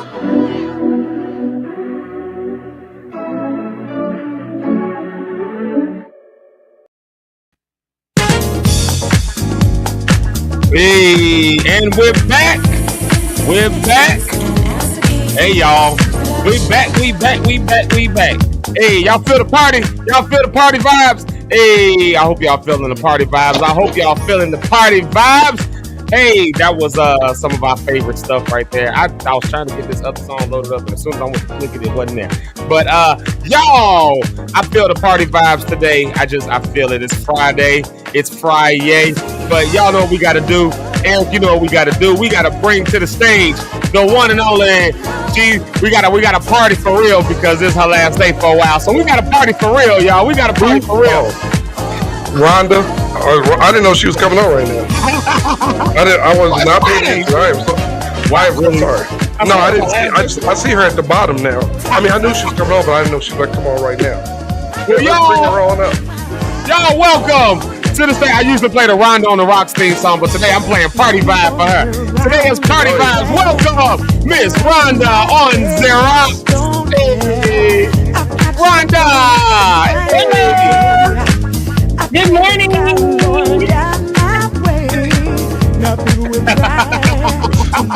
What's up, Rhonda? Good morning. I was just about to put my lip gloss on, and then I ended up on the stage. So, hey. Y'all know how I do. I just wait till the most inopportune moment. Yeah, to bring everybody up. That's the best way to do it. Rhonda is here, y'all. She is here this morning. Yeah, she made it, and this Rhonda, we've been talking about it, of course, because it's it's gonna be your last day for a minute. And of course, we're gonna miss your energy and your presence and your vibe and all of that. So, yeah.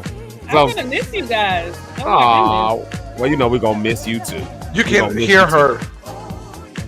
She sounds kind of low. Let's see. We got. I have to have trouble with my mic before I get on every time. Let's see. I don't know what I'm doing. Can you hear me now? Now yeah, I can hear you. The music is a little bit over you a little bit. Yeah.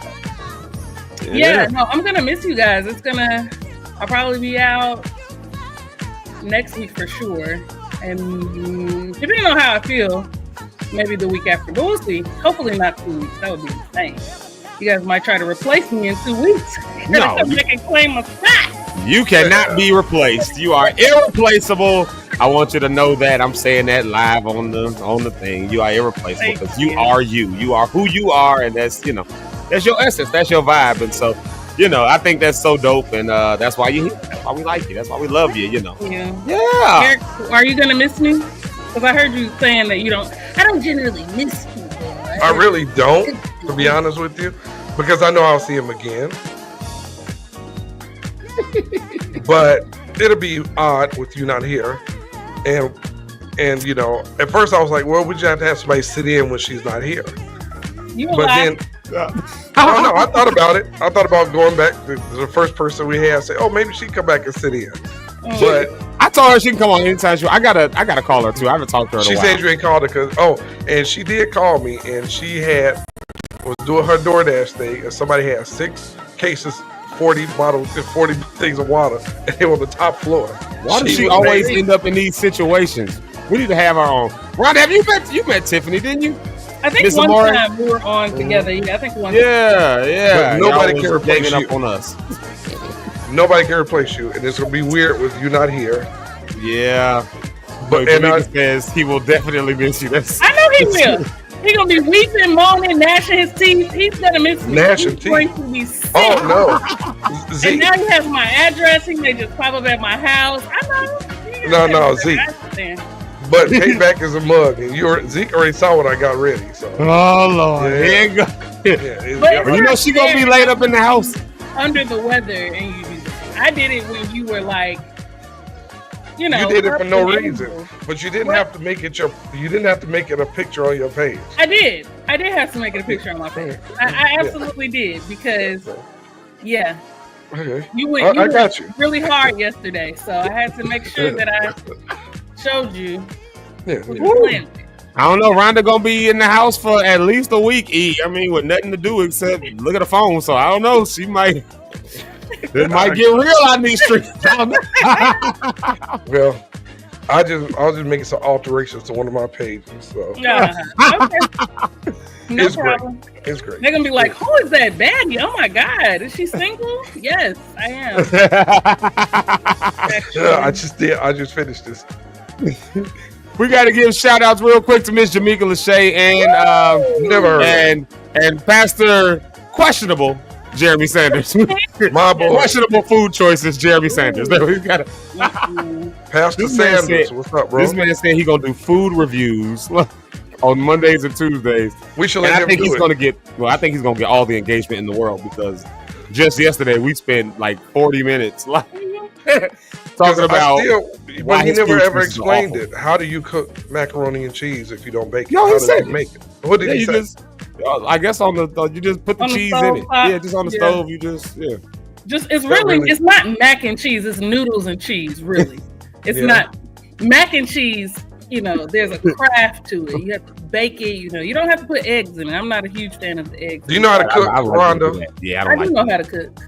Oh, okay. All right now. All right. Clock that T. Clock it. Women now, because they say a lot of younger females and women nowadays don't like to cook and stuff or know how. I disagree with that. I disagree that they don't know how. Well, that's what I mean. I disagree with when people say, "Oh, these younger women like cook." Because my daughter's 24 and she can make some everything, and she kills at it. I just think that's a lie when people say that. They shouldn't say that. Yeah. They may not like to. Talking about food again right now, Eric. Oh God, I forgot that fast. I did forget that fast. This is how we got into it yesterday because you refused. I got a question though. To stop talking about food. Who just brought? But in this conversation, who just brought up food? I did bring up food. Zeke brought up food and then he was moving on. So how you pointed at me? I got a question. Rhonda, do you know how to cook? Yeah, because number one, I don't. You sound like Cookie. On. I didn't sound like Cookie Monster right there. Number one, so let's fix that up. Number two, Cookie Monster is getting a lot of love today. I want to say that real quick. You just brought up Cookie Monster. No, I'm saying, Eric, you just said you just sound like Cookie Monster. I said earlier, some people look like Cookie Monster. Jeremy Sanders said, "You know it's bad when you look easy to draw." That's like a new thing. Like I saw a girl tell a guy that. Yeah, I was down laughing. This chick put on this thing. Hey, you look easy to draw. And, and then she drew him though. That was the crazy part. She drew him. And the crazy part was like the simplest drawing, and it did look just exactly like that guy. That's rude. See, and then Rhonda talked about saying people. Time to fight. Wait, who's that? we want to wait. Introduce your guest. You relax. Hey, I know we had to. Hey, we on our way. Here we go. Let's go. We coming. Hey, pack it up. So she got company. Turn the track off. Let me. You know what? And something Rhonda just talked about me in the comments that what did she say about I do stuff to people? I'm not kind to people. Was that what you said? No, I just questioned it. I said, "Wow, is he?" But the same person who called a man a baconator yesterday. Yeah, that was funny. You did call that man the baconator. The baconator. I did. Because of his preference. You know, he wants a woman that he want her to. What did he say? I want her to work out. No. He said that she has to be like under 175 pounds. Yeah, I found that striking. Meanwhile, he is at least. That's a good point. At least 4 times that size. 400 pounds. But let me ask you, but is that also, like you said on your thing, said maybe that's just his preference. He may think heavier women aren't attractive to him, right? But to me, like I saw a guy, what's that one rapper? He's really big, the big guy. And he's sitting down and rap on the couch the whole while. Oh yeah, I know who you're talking about. He was on the thing today and said a woman, if they date him, she got to stay in the gym. He don't play that. And I'm like, dog. When he sat on this couch, that thing, it sounded like a chair breaker. And the two women next to him were like, oh, dude, he sits on a couch on stage and rap because he's that big. He literally cannot stand. Yeah, he can't stand up a long time. He got to sit down and rap. But then you saying a woman who don't go to the gym, she can't be with me. I don't play them games. You got to keep your body together. I'm like, man, that's like the pot calling the kettle black. You can't say that. It just pisses me off because there's so many rules for plus size women. There's so many rules for plus size women, but nobody is talking to men about their weight. They're not being judged as much as women are. There's so many other things that we can focus on besides how much a woman weighs. And it's just so freaking irritating. And I think with the video that I posted, I was irritated because his rationale was, if she's heavier than that, then I can't lift her up. Why would you pick me up? That's so simple minded. Picking me up, so I have to be under 170. First of all, your back couldn't handle that, sir. It couldn't. If you can't lift 175 pounds in the gym, what makes you think you're gonna lift me up? And I know you can't lift 100. Looking at you. No. So it's just. I don't know. Yeah, it was so many interesting. rules for plus size women. There's so many. Oh, she got to be like this. She got to stay in the gym. And if I don't, then what? Then what? Yeah, I watched that rapper say that today. He said they was like, when you go date these women, he was like, and he was like, oh no, a woman to be with me, she got to stay in the gym. If she in the gym, I can't do nothing with that. That's mandatory. And I don't want you to do anything with me anyway. That's the thing. Like, these men think that because they say that, we're gonna be like, oh my god, I just have to go. Do you know how many niggas is out here? What? You know how many men like plus size women? I was just about to say that. There's so many men, and some men it's a fetish, that's extra weird. But some men like just genuinely like fuller women. That's one thing to be a fuller woman, but it's another thing to be like sloppy and all of that. I don't subscribe to that. But period. We're always in. But wait. Tara Jones, me and C's I was gonna say Tara. My bad. Tara. Is it Tara or Tara? What is it? Because I was gonna say Tara. Tara like Tara. Eric got me on me. I was gonna say Tara said, and then Tara. Yeah, she said that we in season. So what's the word I'm looking for though? But you all said this before. You don't like the word BBW. That's the word I'm looking for. Like that's we don't like that word, right? Why does it have to be? And to what Rhonda said, I think that's facts because what she said as far as got me all messed up. Sarah, I'm sorry. You know I love you, girl. You know you my girl. That's not your name. Like Rhonda made a good point because something she said on her thing, which is true. Men, I want to get to two things. When she said about how plus size women are in, right? And I mean, you got bodybuilders, everybody. That's what men like that. Mm-hmm. Men like that.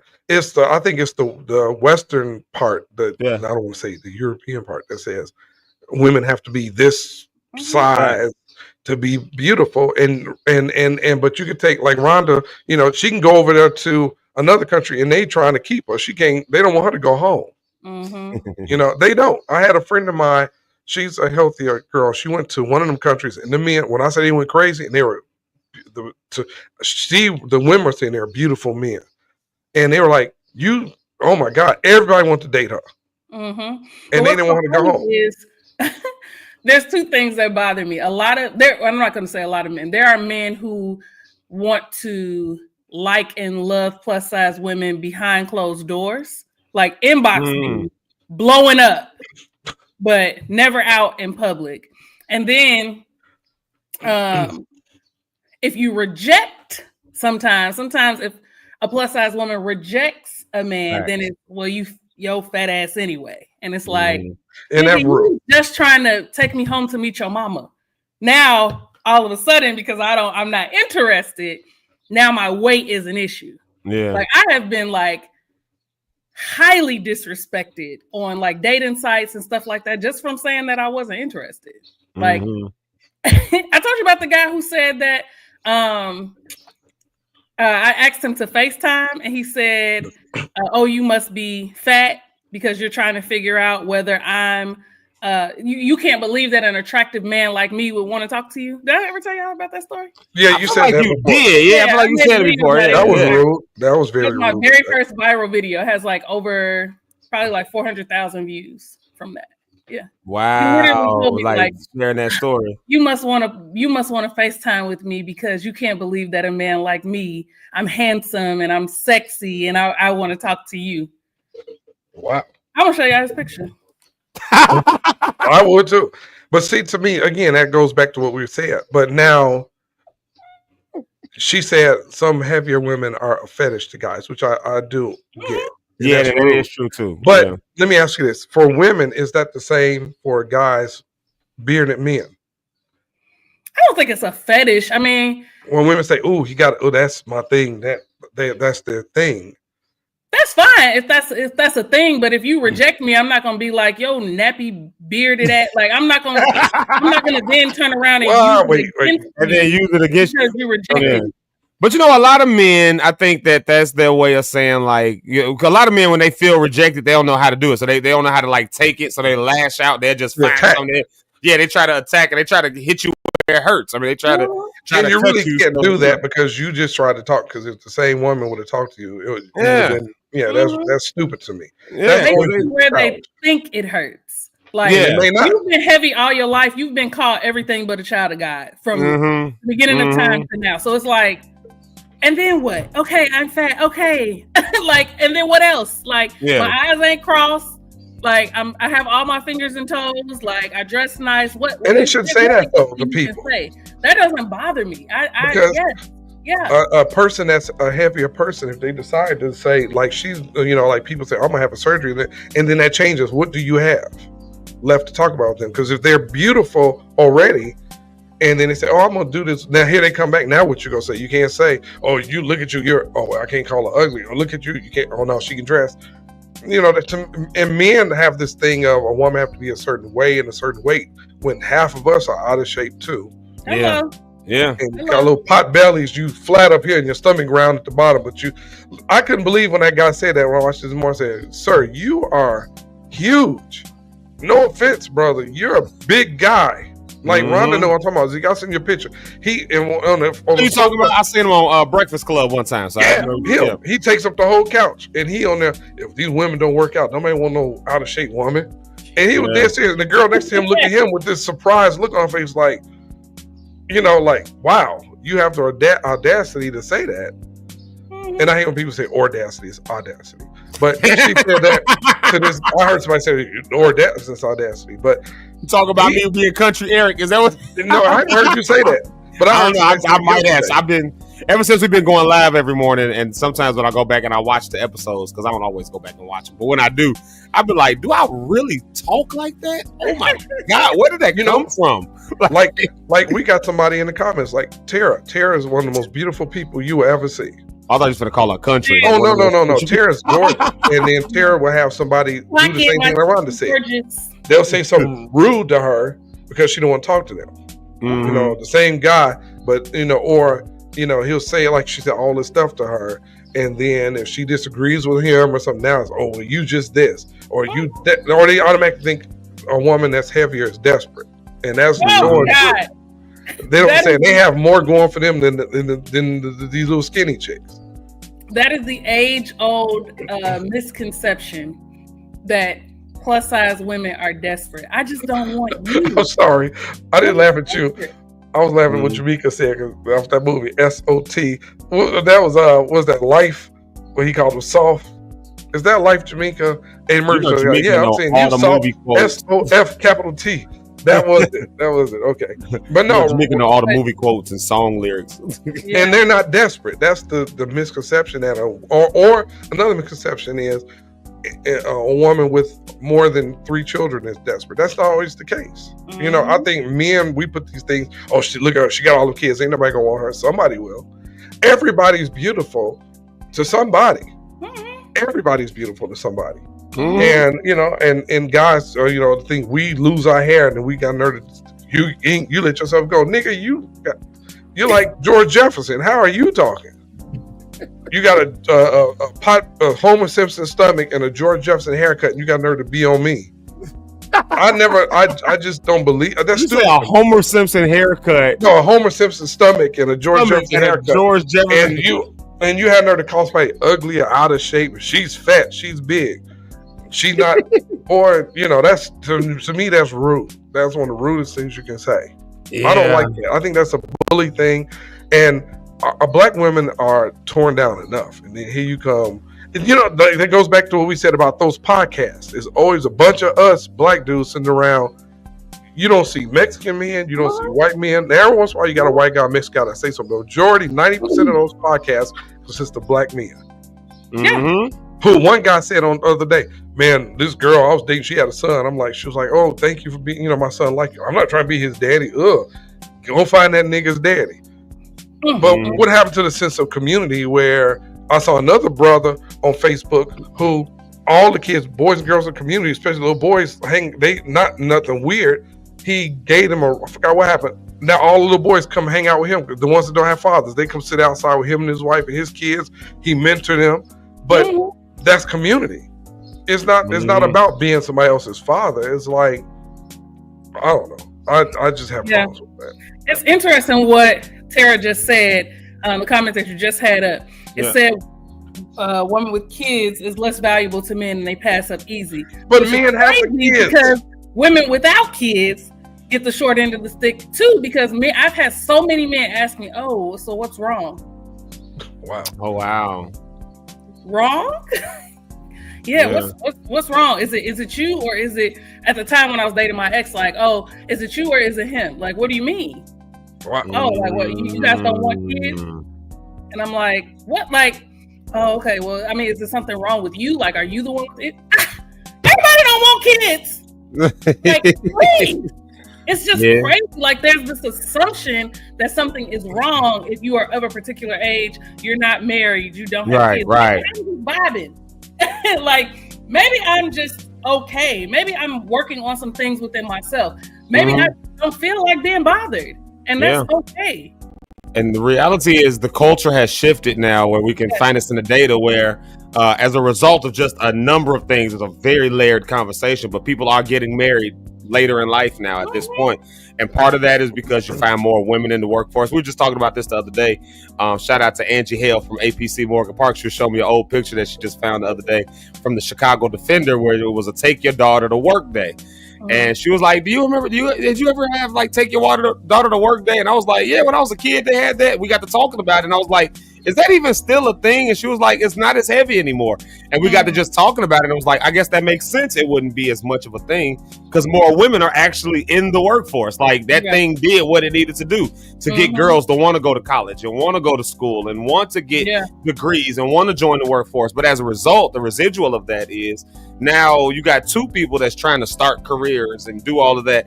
So yeah, they getting married later in life, or even if they get married, they having children later in life. So now you find people in their 30s having kids as opposed to the early 20s and stuff. And there's nothing wrong with that. It just is. I literally just saw a statistic yesterday that said the average woman is having children anywhere between 27 and 30, which is starkly different from like 19 to 21 of what it was like years ago. Like, they ain't doing that no more. First of all, it's too expensive, and when you come out of college, jobs ain't paying like that for you to be trying to have a kid and take care of a kid.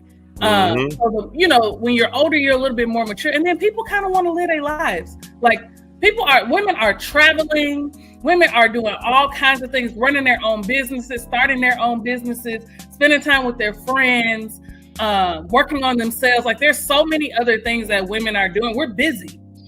Ain't nobody got time to be sitting around birthing no damn doggone baby. Okay. What was you about to say? And another side thing about too though, what Tara said is it says women with kids are considered less valuable. This man said it correct and then went out of his way. I went out the way to say it. But no, that's why I can't get it right. The thing about that bothers me too is that when men say that they're less valuable, I'm like, nigga, this is your baby too. How come the women are less valuable because they have kids? They didn't make them themselves. They're not animals where it just for every kid there's a father. So why is the father still valuable and he got 3 kids, but the mother, she got 3 kids?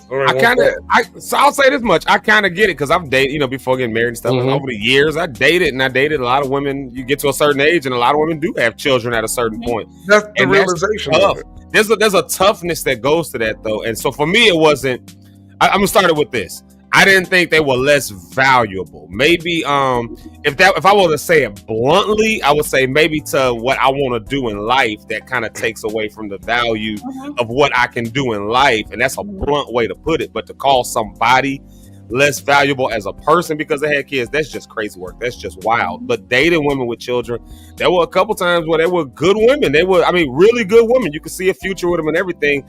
But it was like, you've established your life here. They still got their father that's here and is active in their life. And they've got, so like decisions where it's like, okay, you know what? Like, you got a business, like, you know, I'm just giving some. You got a business that's established here in Kankakee, for instance, and your kids are here and their kids are there. But I got dreams of moving up to Chicago and possibly even west to LA or something like that at that time in life. And it was like, I couldn't just, like, that's going to hinder what I can do by now having to like jump into for lack of a better word, a ready-made family. Now I'm a product of somebody who stepped up to the plate. So again, I know the benefit of having a father in your life as a result. But at the other hand, I also understand some of those, you know, just some of those other pieces. I just think it takes a special person who has their life situated a certain way. But I don't think that should come with, like, I think you should just be honest about that. And I don't think there's nothing wrong with that. But then to go and tell a woman, like, you know, well, you know, women with kids, they just not valuable. They don't got no, that's SOF capital T. That's like, you know what I'm saying? Like, or that's just not knowing how to really articulate it. And maybe some dudes are upset because, you know, maybe they did like her a lot, but they just know I can't walk into a relationship with children right now. That's just not what I'm ready to do. I don't want kids, but you're good. So like, you don't know how to sort through those emotions, but you can't like now make the woman to be she's trash because it just didn't line up for you. That's you know, that's horrible. And there's a lot of dynamics when you're dating someone with children, especially if you see a future with them and you want to get married and have your own children. There's a lot to work through. There's a lot to work through because you have to have some type of relationship with the other parent, the mom of these children, and it may be more than one mama of these kids. So that's a lot. Then you have to try to make sure that these kids feel included. When y'all move, you have to make sure that there's space in your home for these children. So all of these things have to be considered. And sometimes people just don't want to have to consider that. And that's okay. Yeah, because that's a real thing. Opt out than half-ass it, right? Like, I'd rather you opt out than get in a relationship, marry somebody who got kids, and now it's all this drama because you don't treat them right. Your kids, your biological kids are getting special or preferential treatment over these kids. Like, it's just a lot of dynamics. And I've dated people with kids, and it is difficult. It is not, it's not easy because you always have to consider those children, period. And you should, like, you absolutely should. That comes with it. Yeah, you always have to consider those children. And if you want children of your own, you have to figure that out too. You know what I'm saying? Like, when y'all take a family picture, I always think about this example. When y'all go to take family pictures for the holidays, them kids got to be in them pictures. You can't just go take a picture with you and your husband and the child that y'all had together. I don't think that that's right, personally. I feel like if we're saying that this is a family, then those kids have to be in this family picture, whether you like them or their mama or not. That's just how it goes. So, and I know that that's like a very simple example, but you know, you can't leave those kids out. Like, I saw it was a trending topic last Christmas where this family took a family picture. They all had matching pajamas, and the stepson had different pajamas than the everybody else in the family. So it was a man, his wife, and their children together, and he had an outside child. Or not an outside child, but he had an older child. And that child had different matching pajamas than the rest of the family. And it was this whole big thing because I blame the father for that. I do too. Because that's your son. But I blame both of them. Like, it's the dad and the wife. Like, this is, you marry somebody with a child. Or just exclude him and say, well, that's his child. No, it's not. Not to me. No. Or your family too. Or his wife could have had that attitude, and it could have been, sadly enough, it could have been the son's mama. I don't want my baby. You know, it's some ignorant people out here. Yeah, that's bad too. Yeah, you know, well, I don't want my baby matching with y'all. Like, girl, then don't send him. There you go. He would have been matching. If he was mine, he would have been matching. He's still been matching. You get a picture of him in the pajamas you sent him in, but you won't get a picture. He's gonna have matching pajamas like the rest. I'm gonna point another aspect to that too, though. Now, this is someone who grew up as a step kid. This is somebody who grew up as a step kid. I make another because there's so many. When I say so many dynamics to this, it ain't just the parents. The kids are also part of this dynamic. Grandparents, aunties and uncles, cousins, all of that. Well, you ain't really related to us. And so sometimes that stuff gets stuck in your head. There's, oh my God. Okay, I'm not gonna go that deep into it. I'm just going because we're gonna have good vibes today, and I'm not crying, Rhonda. We're not crying on your last day. But I will say this much: there's the aspect of the feeling of when you're the step kid, that the kids who maybe are the children of that, that father, let's put it that way, are, they're the natural children of that father. So you as a step kid kind of get this, you came in and you took my daddy from me kind of a thing. There's that aspect. Or you came in, you took my mama from me. Or, you coming in and now my mama taking care of you, maybe you the stepmom. My mama taking care of you, but all my life she had to take care of me. When my daddy walked out, now you come in here and she tucking you in the bed, but now I can't get to. So there's that dynamic too that goes on. And when I say that's a tough dynamic, I will be this vulnerable. And I'm gonna bring Rich up to the stage. But before my oldest sister passed away, she went on about she had gotten sick and all that, and she was just reviewing life and reviewing stuff, and she called all of us, all of her siblings, half siblings, because my dad had a lot of kids now. My dad was married a few times. So like that, it just is what it is. My Pastor Dyson, my mama got him and he stuck with it. That was it after that. So, but he was married a few times, had kids a few times. But my oldest sibling on that side, my oldest sister, for the sake of just bluntness, so y'all understand, and my oldest stepsister, right? So, but we ain't never called it that. We always called it sister and brother. But anyways, my oldest sister, she started calling us and saying, "I'm sorry for the way I treated y'all." Like, she did not rock with all of us. Like, so the last conversation, the last heart to heart, and this is one of the first real conversations we ever had in all those years, was, "I'm sorry for the way that I looked at y'all. Like, I treated y'all like y'all took my daddy from y'all, and y'all had nothing to do with that. Like, he was just stepping up to and that was maybe the first time I ever thought of it that way. And I was a grown man by that point. This is right before LXW, right? This 2015, right before we started with LXW. So all that good stuff going on. But on the other hand, my older sister is calling and saying, "I'm sorry for the way I treated y'all. Because in my head, y'all took my daddy from me. I watched my daddy raise y'all, and he wasn't at my house." Like that's real, and that's a real conversation. But that's a real thing, Look at look at Michael Jackson's family. How the one girl that Joe had on the outside, she says, "My siblings," and she's legit their sister. She looked just like the daddy. That's theirs. So she said, the oldest sister, she said Michael would speak to her. She said Janet, they would speak, but it was no.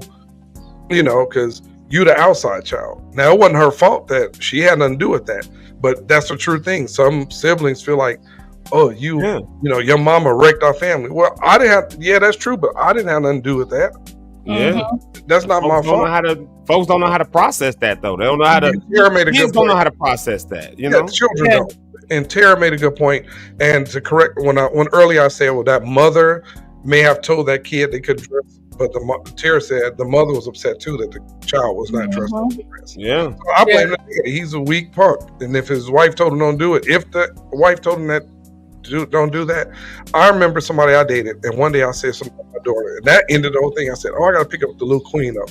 She's like, "You mean the little princess? I'm the queen. She's just the." I'm like, "Oh, she's just the." It was immediately nothing because. I would leave everything over my child. She's important to me, Absolutely. I don't understand fathers. And another thing, and one day we gotta have a meeting about. No triggers. Nobody that's watching. Definitely want to have a show about deadbeat fathers. I don't understand parents, but I'm a guy, so I'm talking about fathers. I hate to hear that. I know so many people and women that were in love with them and good people, and then society always blames the woman. Well, she got all these. She got these 3 kids with this nigga. You have one by him, you knew he wasn't no good. You don't know what that man was telling her. You don't know how he was acting in the house. He may have been a whole different guy.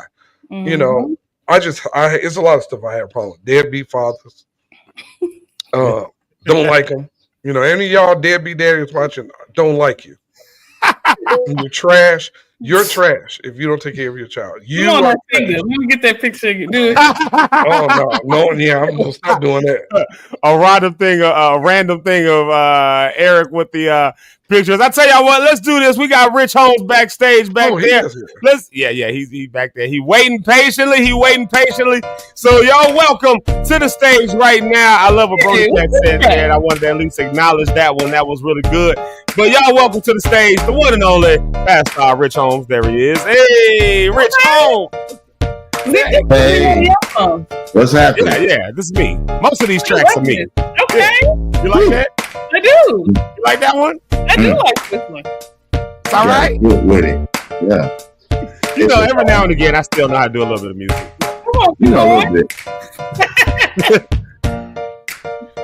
Hey. Yeah. What's up, Doc? What's happening? You know, I'm just vibing, liking the music. Okay, we'll let it vibe for a minute. Yeah, let it vibe for a minute. That's funny. We'll let it vibe for a minute. We'll let it vibe for a second. Huh? Clock it. They said Zeke clock it too hard. Somebody told me that yesterday. I had it. Somebody said in the comments. Jamaica said it. And Jamaica, you're right. There are some deadbeat baby mama. Well, go ahead. What was you saying? Yesterday we was with the worship rehearsal yesterday and all that stuff like that. But anyways, with young people, gave them a chance just to speak their minds, and they had some stuff they wanted to get off their chest and all that. So we just kind of had one of those, and I was like, all right, go ahead and clap that. Of course, I said clap it, and it was supposed to be clock it, so they got me for that. And then it was like, why you do it so hard? Like, why you got 2 fingers? And I'm like, how you supposed to do it? I don't know. Like, I don't know what I'm doing. It's crazy. I feel like, ain't this what y'all do? Am I doing this wrong? Do a lot. That's a lot, Doc. How do you clap it? Hey, you just been aggressive. I just wouldn't do it. I just wouldn't do it. Or you could do it with your middle finger. So Would you say, Rich, you won't do it either? What you say, Eric? You just not. I'm just not gonna do it. You know, because they gonna call you out if you're doing wrong or you trying to say something like judging me. I'm trying to be on their level and they judging me. I'm just trying to clock with them. Like, yeah. See, then you know what you become if you're doing wrong. You become Mr. Zeke. Now you Mr. Zeke when you do it wrong. Like, right now you the old nigga in the room. You're the old nigga trying to be young. Trying to act young. Like, Dre said, "Leave it to the ladies." You know what? We've been doing the snapping thing longer than the ladies had. I think they just took it. They can't have everything. I don't know. I've never seen. Me personally, I've never seen a lot of guys of us like an art show. Snapping, like the snapping thing. What's the thing, Rhonda? Y'all doing? That's what I thought it was. This, yeah. See this. I've never been the guy. I never wanted to do that. Well, y'all be looking prissy. It be looking like this. Like, yeah. I think it should be this. I think if it's good point, it should be in your face. If we do that too hard, then we look feminine. Well, if you do this, right? If I do it, now you look. I'm letting you know. I like what you said. Listen, I ain't worried about somebody thinking I'm feminine. I got a wife at home, and I know what to do with that thing, so I'm all right. You must start doing it, AP Rich. You gonna do some of this too? The teenagers, shout out to the teens at the church. They got me on. They tried to get me to do that right. You know what I'm saying? So I did get it. Why you always go so slow? I don't know. I'm a preacher, so I just kind of praise the Lord. You just be dragging stuff for no reason, just dragging it out. Just watch me. Watch out now. Watch this. Watch this. There it is. Then they gonna call you old because you're moving too slow. Oh, that's. Yeah, man. I take my time. Praise the Lord. The Lord will clock that. What y'all say? What is it? Clock it, right? Yeah. Clock that. Y'all say the T. Clock the T. Clock that T, y'all. There it is, right? You know what you find out though? And Rich and Rhonda, she's young, so no offense to Rhonda when I'm about to say this. You find out how lame you can be when your child tell you. Yeah. Your kids will let you know. I said something, my daughter, oh my God, don't you ever say that again. I'm like, they don't say that no more. She's like, man, she said, why don't you go on and say something from y'all day? She said, go say, we was eating back. She said, nobody talk like that no more. Eating back? Yeah, that's before you. Enriched. That must be before. I don't even know that. Whoa! I heard eating back. I'm like, pause. Whoa, wait a minute. What? That's something people used to say when I was. Jesus. Jesus was saying they was eating back. Him and the disciples was eating No, I got back. some older than that. Now that that's something that my father would say. Oh man, we was I'm like eating back. He said that means we was eating a lot. We was killing it. I'm like, before they lost Jesus. Yeah, that was old. I just, my kid, the teenagers. Before they lost Jesus, eating back. And at their wedding. Hold on, yeah. Well, I ain't gonna get in that. Oh man, he came in there. Hey, we gonna eat back. They like, Jesus, we ran out of wine. He like, don't worry about it. Well, I'm gonna bring that back. I can't say that to a dude. No, what they say, hey man, I'm gonna get you back. Like you can't say no, that. it's like this. What it means is, he said it means this. Say y'all out to eat, right? And they said, man, how was food good, man? And if you're eating a lot, right? People eating a lot. They said, man, we was eating back out that other night. I thought it meant like clapping back, like somebody said something, so you had to clap back. You know what I'm saying? Like, okay, it's actually about food. Yeah, it's all about food. Yeah, all about food. I told y'all, I'm convinced Eric hates me. This whole why was that one phrase that you had to bring up from old times? That's the only phrase from old times you can think of is eating back, nigga. Like what you talking about? Oh no. I was giving it. Oh, I forgot about that. You did not forget. I didn't forget that quick. I forgot. Hold on, wait, Tara Jones, you got to tell us what your son said was not okay to say. We got to know, like us older people, we have to know these things because Tara's in her 30s, so yeah, we got to know that. You and Rhonda language moves so quick. It moves so quick. These kids be they got stuff I never heard before. I'd be like, how does that even make sense? But we say stuff that our parents used to be like, how does that even make sense? Tara, say what it is. Yeah, tell us what it is. We want to know this one. We want to know this one. We got to pause.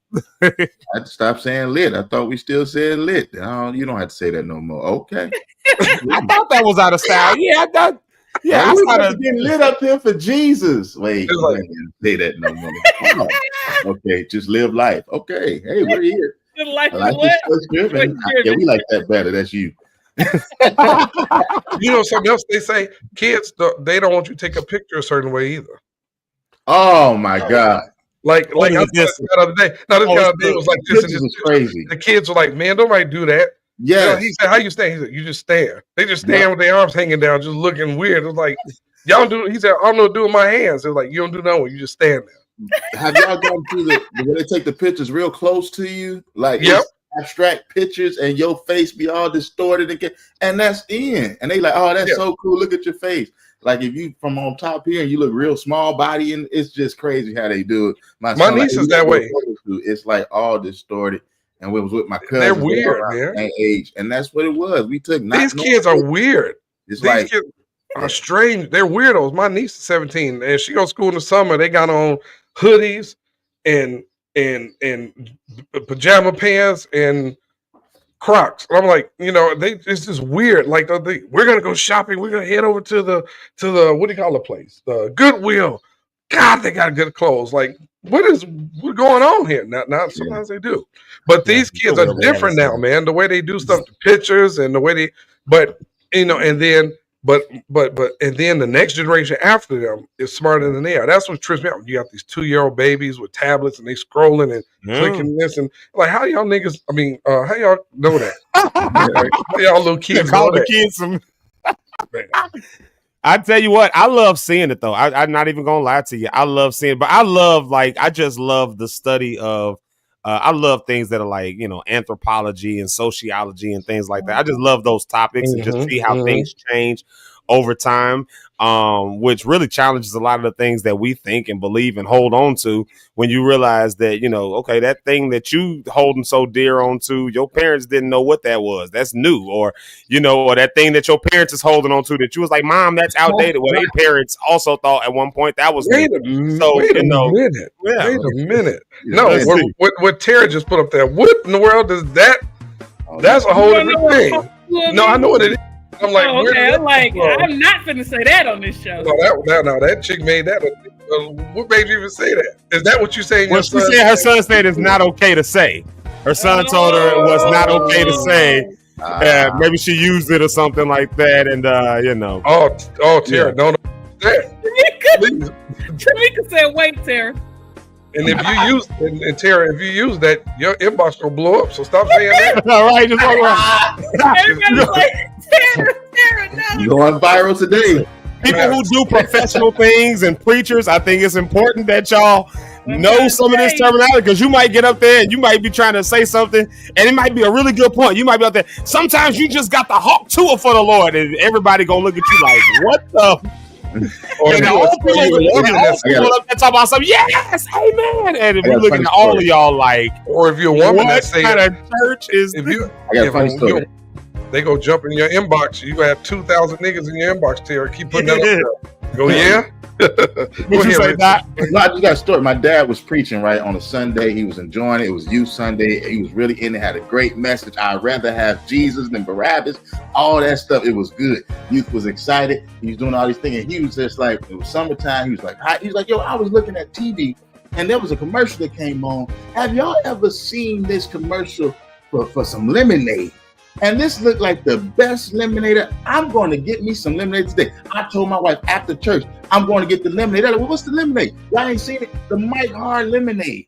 I'm going to get me some of that Mike Hard lemonade tonight. Woo, I can't wait. As soon as, and he built it up.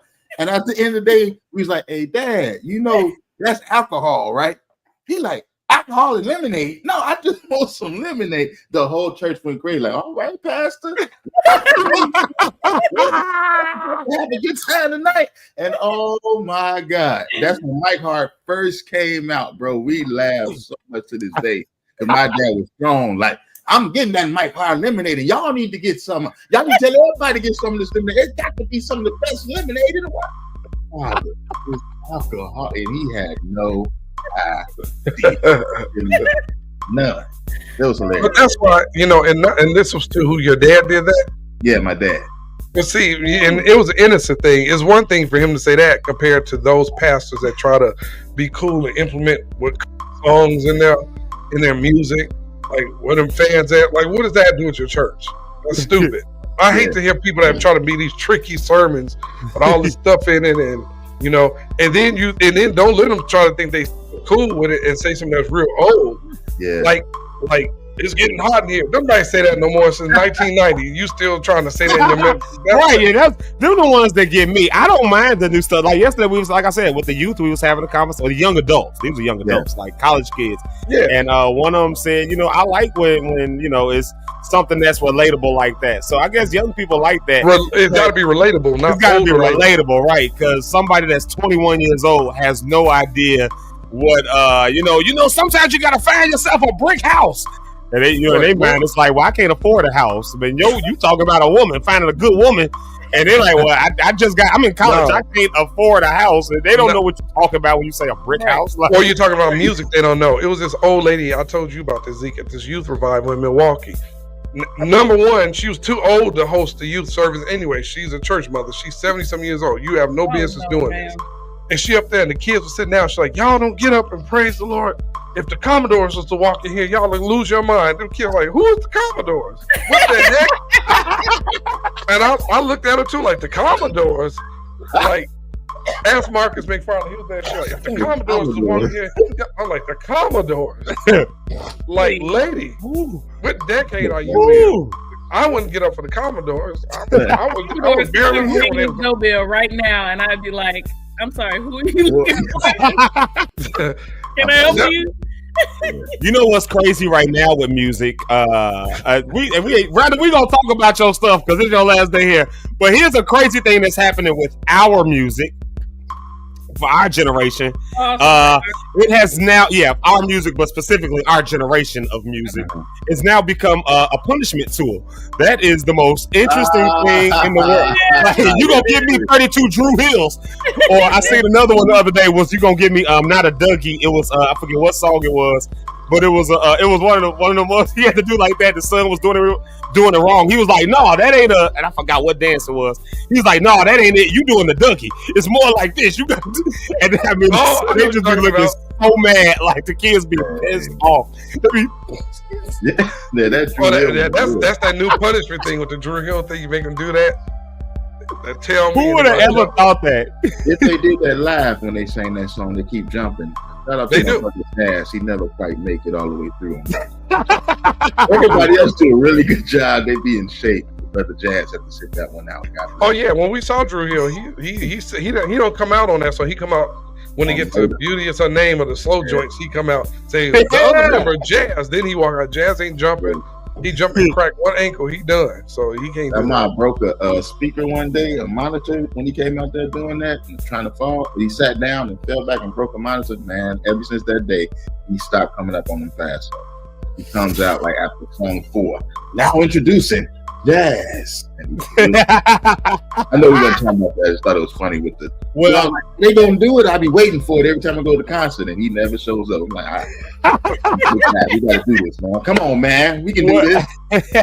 Well, that's a good segue actually into this because we want to honor Rhonda before she leaves because Jazz sat down, buzzed the speaker, did all that. He might need to listen to this podcast and hear Rhonda. If you can't, what'd you say, Rhonda? If you're not able, sometimes you sit on the table. That's Get on that table, and I mean it.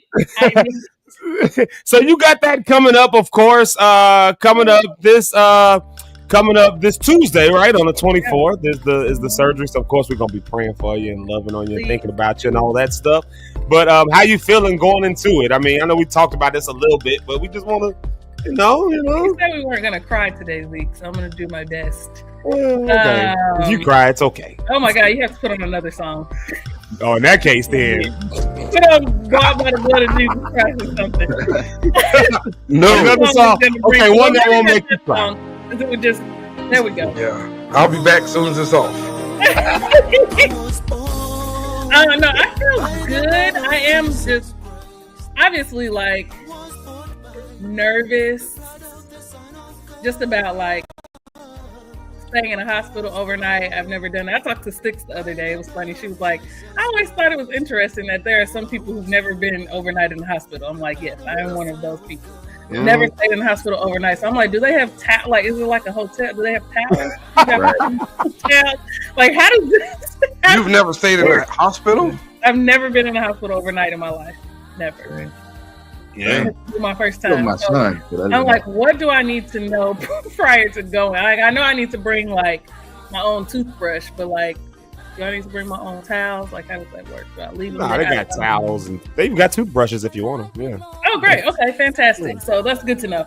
I feel tremendously blessed. I put an Amazon wish list on my social medias, and even some people from your show, Zeke, like bought things off of my Amazon wish list, which just blew my mind.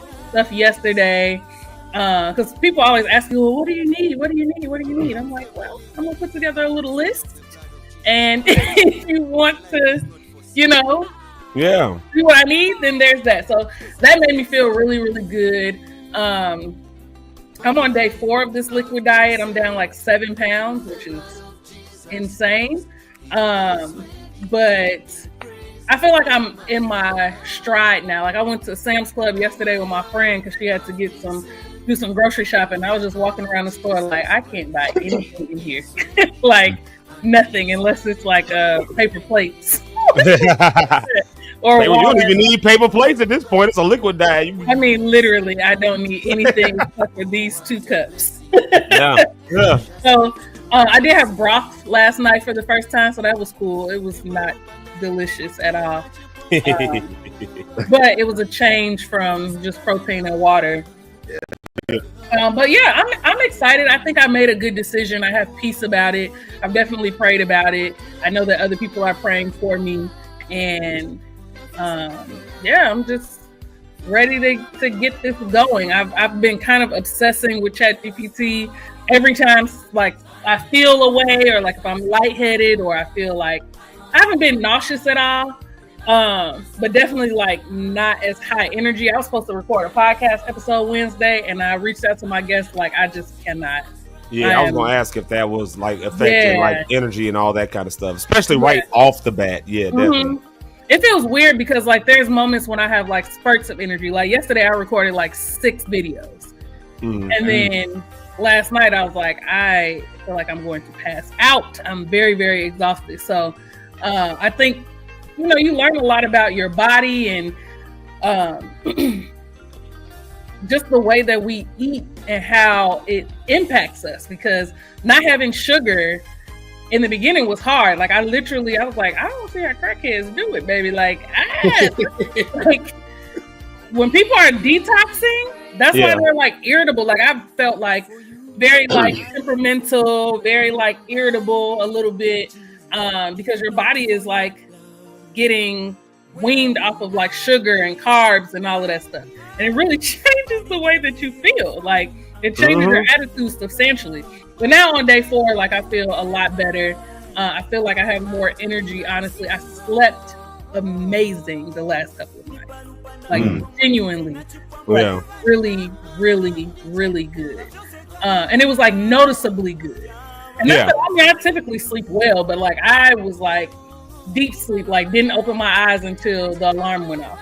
No tossing and turning. Literally, the way that I laid down was the way that I opened my eyes, which normally is the case. I toss and turn. I end up at the foot of the bed sometimes, but it wasn't like that. So I've noticed a lot of good things. So Tuesday is the big day. I'm excited. I'm grateful, like I said, for all of the prayers and love and all of that stuff. Just keep praying for me, because this is challenging, but there's more challenge to come even after. Just getting used to like eating again, because you never eat the same again. Right. It's really like mentally taxing. There's a lot of people who are like, they have some regrets in the very beginning, but not long term. But in the very beginning, just not being able to eat, not being able to, things that you once loved, you don't like anymore. It doesn't, your taste buds change. And I got a question, Rhonda. Oh, go ahead. I'm sorry. Oh, it's a huge life change. What were you going to say? No, I just had a question for you. Because I commend you for taking this step and, in this journey of health. My question is, how long did it take you for you to get to this point to go ahead and do this process? Was it something that you just quick made a decision? Was it something that took years to make a decision? Because I'm saying this to know a lot of people, before they take that step of faith, they might have been, take them a long time to get to that spot to even take the step. If you're doing it, that's amazing. A lot of people get knowledge, a lot of people believe, but they never take the step. So I'm just curious to know, like, how long did it take you for you to take this step? Was it preparation for this? Or was it kind of like, you know what, I'm just going to do it? Just curious. Yeah. No, if you would have asked me this time last year, I would have said adamantly, no, I'm not having surgery. Adamantly. Like, people have asked me in the past, and I've always been like, nah, because I don't want to have loose skin. I don't want to, this, that, and the third. I feel like I can just do it on my own, and I just need to be more disciplined and all of that stuff. And so, fully transparently, like, I am diabetic. I have high blood pressure. I mean, my diabetes has been in remission for the last 2 years because I've worked really hard to get it there. But at one point, my A1C was like a 10.5, which is super high. Like super high. Like, what's a normal level? I don't know none of these things. The normal level is anything under 6. Yeah. Oh, got you. Okay. Yeah. Yeah. Anything under 6 is like considered borderline. Okay. But yeah, my A1C was like a 10.5 and rising. And wow. My doctor literally looked at me and was like, your organs are going to shut down. Like, you are you not aware of what this means? Like, really kind of talked me through it. And I switched primary care physicians. And I will say this to people too. Get you a doctor that's going to be real with you. Get you a doctor that's going to break it down and spend time with you and not, have a little 15-minute consult and write you a prescription and move you on out the way. Get you a doctor that's going to be like, no, I got time today. Talk to you about what's going on. And I remember that doctor's appointment so vividly because not only did she tell me, like, if you continue this way, like, your organs are going to start shutting down. She also was like, how about some mental health? Have you considered, like, seeing a therapist? Because I was just a mess. This is, like, right in the crux of that relationship that I was in when I was, like, exiting. And I was a mess, y'all. Like, I was physically, mentally, emotionally, financially, all of it. I was just like upside down. And so I worked really hard, got my A1C down. It's never been over a 5.6 since like August of 2023. So it's been all of the time. And then I was doing like Ozempic, Mounjaro, and those things were working in terms of like managing the diabetes part, but it wasn't working in the weight loss part. And my primary care physician was like, for some people, it just doesn't work. Like it just, and I mean, that was kind of disappointing because I have friends who I've seen drop 50, 60 pounds. Look amazing. Like, and all you was doing was taking shots. And not to mention, I was paying for those shots because I have to hit a certain deductible with my insurance. And I was paying like $700, $800, sometimes $900 out of pocket for a 30-day supply out of my pocket. Wow. For those medications, for them not to work until I hit that deductible. So the beginning of the year of 2023 and 2024, I was paying, like for the first like 4 months. So think about how much money I spent. Shots that they helped me maintain my weight. Like I was not gaining weight, but I was certainly not losing weight. And they would make me like violently ill, like sick. Like I would take the shot on Monday, Tuesday, I would be okay. Wednesday, soup. Like same shit I'm drinking right now. Clear broth. Like I couldn't tolerate food. It was just bad. It was just not good. And so towards the end of last year, I started thinking about it. Like, well, maybe there's some other options. I talked to my primary care physician and she was like, just let me know. Like, we can continue doing this, but I'll tell you, like, if you continue with these shots and they're not working for you, over time, they could like permanently slow down your GI function. And I'm like, I don't want that because it's not working. The point is for you to lose weight and to slowly wean yourself off. Right. But if I'm not losing weight and I'm just staying at this same dosage, it can eventually harm me over time. Well, that was like, well, absolutely not. Like, I'm not doing that. And then in January of this year, I was like, well, I'm just going to go and have a consultation. I'm just going to see what they say. Like, it's not, just learning. And I went and had the consultation and they were like, well, if you're considering it, go get this blood work. So I went and got the blood work. I literally wasn't 100% sure that I was going to do this surgery until last Wednesday when I went to my pre-op. Even though I've done all of this testing, I was not like, I was just like, we'll see. We'll see. Like, and also I wanted to make sure that that everything looked good. I told the surgeon, I was like, if there's even one raised eyebrow, I'm out of here because I don't have time. I don't have time to perish. I have a podcast to do. So I got stuff to do. I don't have time. I can't. Like, I don't have time to have any complications, be sick, have any type of thing. I physically don't have the time in my life for that. And so when the surgeon was like, nope, everything looks good. I went to see a hematologist on my own because my biological mother passed away from a pulmonary embolism, which is essentially like a blood clot that went to her lungs. When you're adopted, you don't really know your family history like that. You only know what people tell you. And it's not like you can go somewhere and kind of like look it up. Like I got her death certificate and that's how I knew how she died, but I don't know if she had diabetes. I don't know if she had high blood pressure. Right. I genuinely have no idea. And then my biological father, I don't speak to him or his people. So I don't know what they got going on their side of the family. And so I went to see a hematologist to make sure that I didn't have any type of clotting disorders or things that I don't know about. Because when you have major surgery, there's always a risk for blood clots and things like that. So I wanted to know, like, is my risk higher than someone else? And if so, what y'all gonna do about it? And so gratefully, I don't have any type of clotting disorders or anything like that. So I'm very grateful for that. But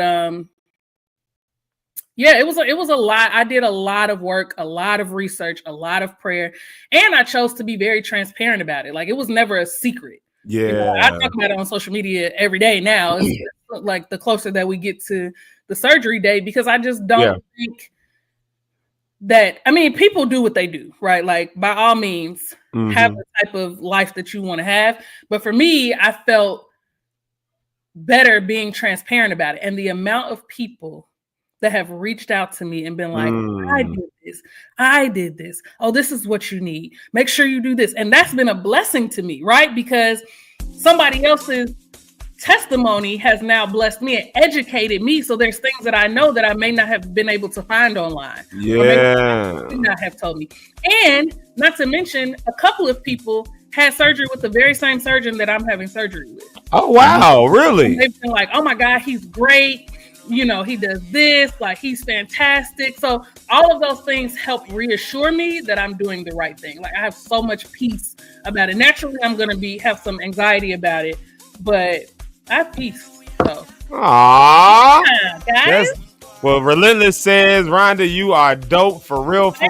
And Jamaica, of course, is giving you the hand claps, and Tara's showing all the hearts and love and butterflies. I guess that means for change. Is that what that means? Or is that just another? No, that's her symbol for her business. For her, I'm slow.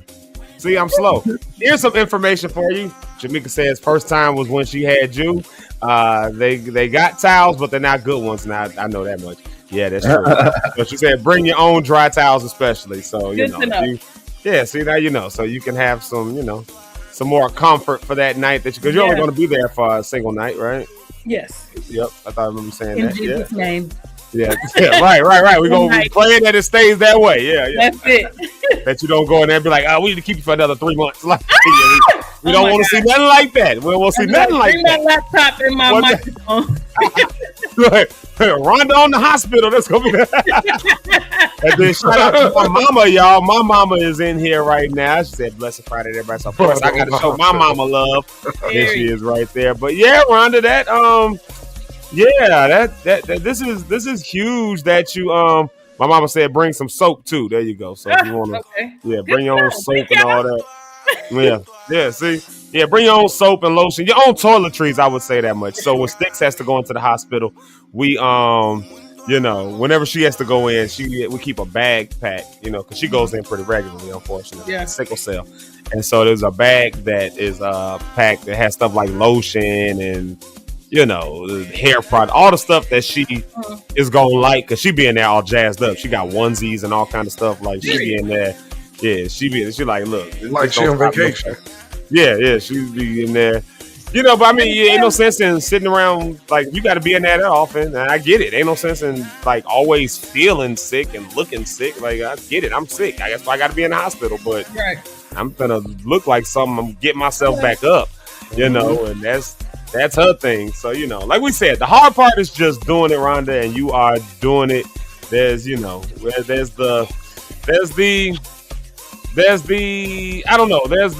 ideas, like Eric was saying earlier. There's the research and all that stuff that goes into it. There's the going back and forth with it. But at some point, you just decide to get up and do it, especially when it's a hard decision. And, you got to have a community around you. So that means you got to trust other people and all this other, this whole thing. I mean, that sometimes makes it difficult. But nonetheless, here you are doing it, Yeah, I think another difficult part. Well, not really difficult. It's more annoying than difficult. It's like, I had a gentleman that I used to talk to years ago call me the other day and was like, what is this that you put on Facebook? And I was like, did you read it? Or do you need me to help you read it? I'm not sure what you're asking me. And he was like, man, you gonna be, man, like, I know somebody who did it, and man, she got down so small. And I was like, okay, like, what are you saying? He's like, man, you think you're gonna have a breast reduction? And I was like, I don't know. Like, I haven't, I'm just drinking protein right now. What do you ask me? Right. Yeah, because the person I know, she had to get a breast reduction and all this. I'm like, what do you want me to do with that information? Like, genuinely. Wait a minute. Right now, I'm drinking water and protein. That's really all I can think about. So I don't know what I'm going to do next week, except have fun and sit down. Yeah. Like, so, I just feel like people sometimes, I don't think he had malice. But it's like they don't know how to really express. Yeah, like concern. And it wasn't concern. It was like, dang, you're going to be so small. I like you how you are, but I'm not talking to you. So it doesn't matter what you like.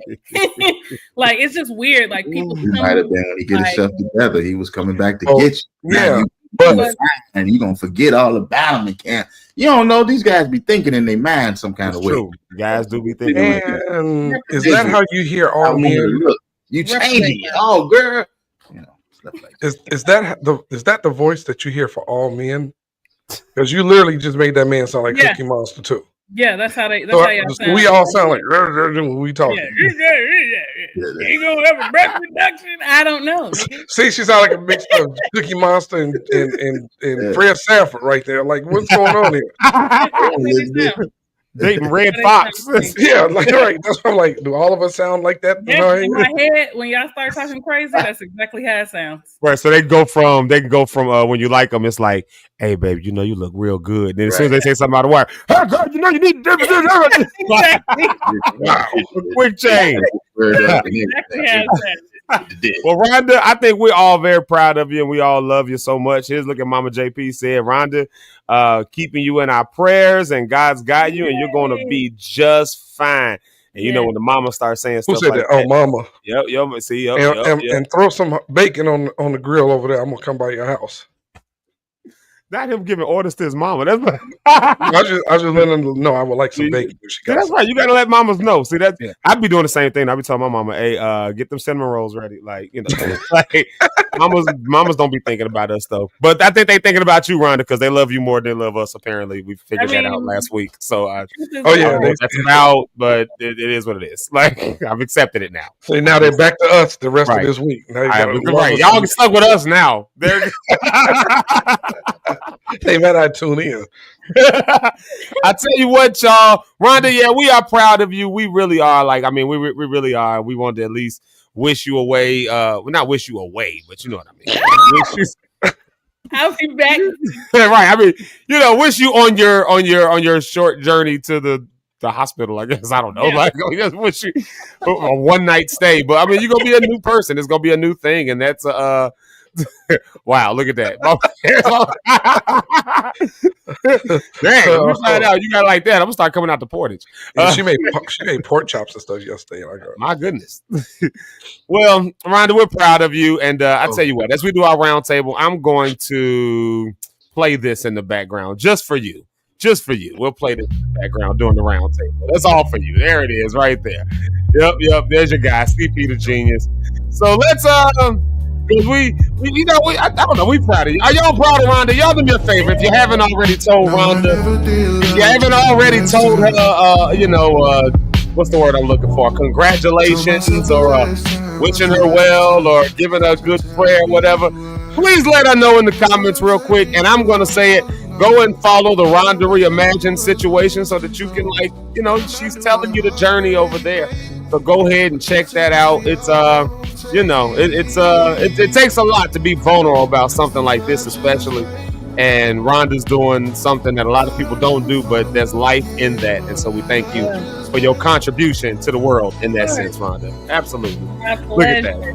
They loving you, Rhonda. There it is. Yeah. All right, y'all, let's round table out of here. I tell you what, let's Rhonda, since we're talking about you and your song is playing in the background, let me start with you. Okay. Since your song is in the background, Miss Ursula Ellis is showing love too. There you have it. Yeah. Thank you. Ursula Ellis shows love on both of my social media pages all day, every day. There's nothing that I post that she does not like or comment. So thank you. Shout out to Ellis. Big heart. Big heart to you. Aww. And I'm going to leave that up there while you talking. That's your mom. I'm going to leave it up there while you talking. Now I'm going to get emotional. Thank you guys for... I can't even look at the screen. Thank you guys for your love and support and your prayers. Please continue to pray for me. I have surgery Tuesday. As soon as I come out of recovery and I feel okay, I will let everyone know that I am okay. If you want to purchase something on my Amazon wish list, it is on my social medias. Feel free. I appreciate it in advance. I love y'all, and I will be back. So keep my seat warm. Not you, Eric. Zeke or Rick. My seat warm, but not, or Jamaica. Jamaica can keep my seat warm. Stick can keep my seat warm. Tara can keep my seat warm, but not Eric. Wow. I just would like a little bit of attention now from the people. Rhonda, show me love as well. Look who's here. We was just talking about it. Look who's here. I told My Mornin. texter said we was laughing about you and that 40 them big crates of water you just carried up all them steps. Sorry, Tiff. Eric just talking about everybody. It's just so see, Rhonda, it's not just you. You're in good company. We're gonna get all the people that Eric. We're gonna get we're gonna get Nina. We're gonna get Rhonda. We're gonna get Ms. Amore. We're just gonna be a list of people. It's gonna be a lot of people. You know how they say one gorilla versus 100 men. 100 men. It's gonna be 100 people who got that work versus Eric versus one. You Eric. know what? And just for Rhonda, I'm gonna put this on Facebook. I'm gonna say, how many of you that know me think I'm a jerk? Let's see in the comments. I already know it's gonna be too many. I might turn them off, but I'm gonna still do it. Well, y'all, let's get Eric on the stage for his round table as he's, as he's showing love to Rhonda because we know he's gonna miss Rhonda. We know it. Oh yeah, I miss Rhonda. It's gonna be tough making it through, but I'll be all right. You know, she's gonna be all right. We praying for Rhonda that everything goes well. Thank y'all for following us. You know. Now you all have to start back loving Zeke, Rich, and I, since Rhonda will be gone this week. So, you know, now you're back with us. That's all you got. So you better appreciate it. After Rhonda gets back, get ready for the new show, Cheeks in the Morning. Woo! Which hopefully some of y'all watch. It's going to be great. Have a great weekend, everybody. Hey, if you're in Detroit, meet me in Detroit this weekend. 8:30, 10:30, and 12:30 at the Huntington Place.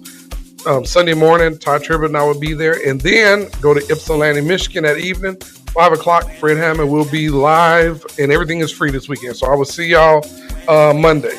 Hey. I will say deep, if it's the Lord's will. I will see you Monday. You know, old people start saying that. Boy. My father start getting older when you start saying stuff like, well, Lord willing, or if it's the Lord's will. My father says salutations to people. He says salutations. Like, when did you start talking that, Gabriel? Like, Michael the angel, get out of here. That's my dad. So.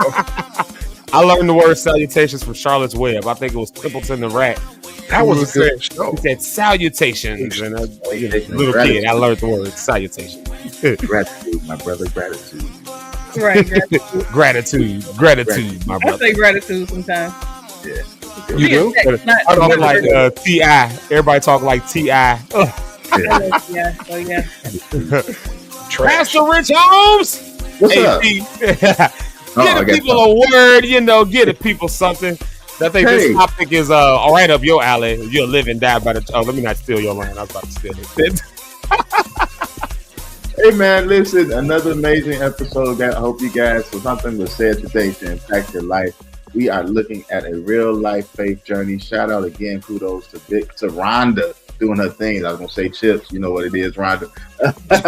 But yeah. So excited for her.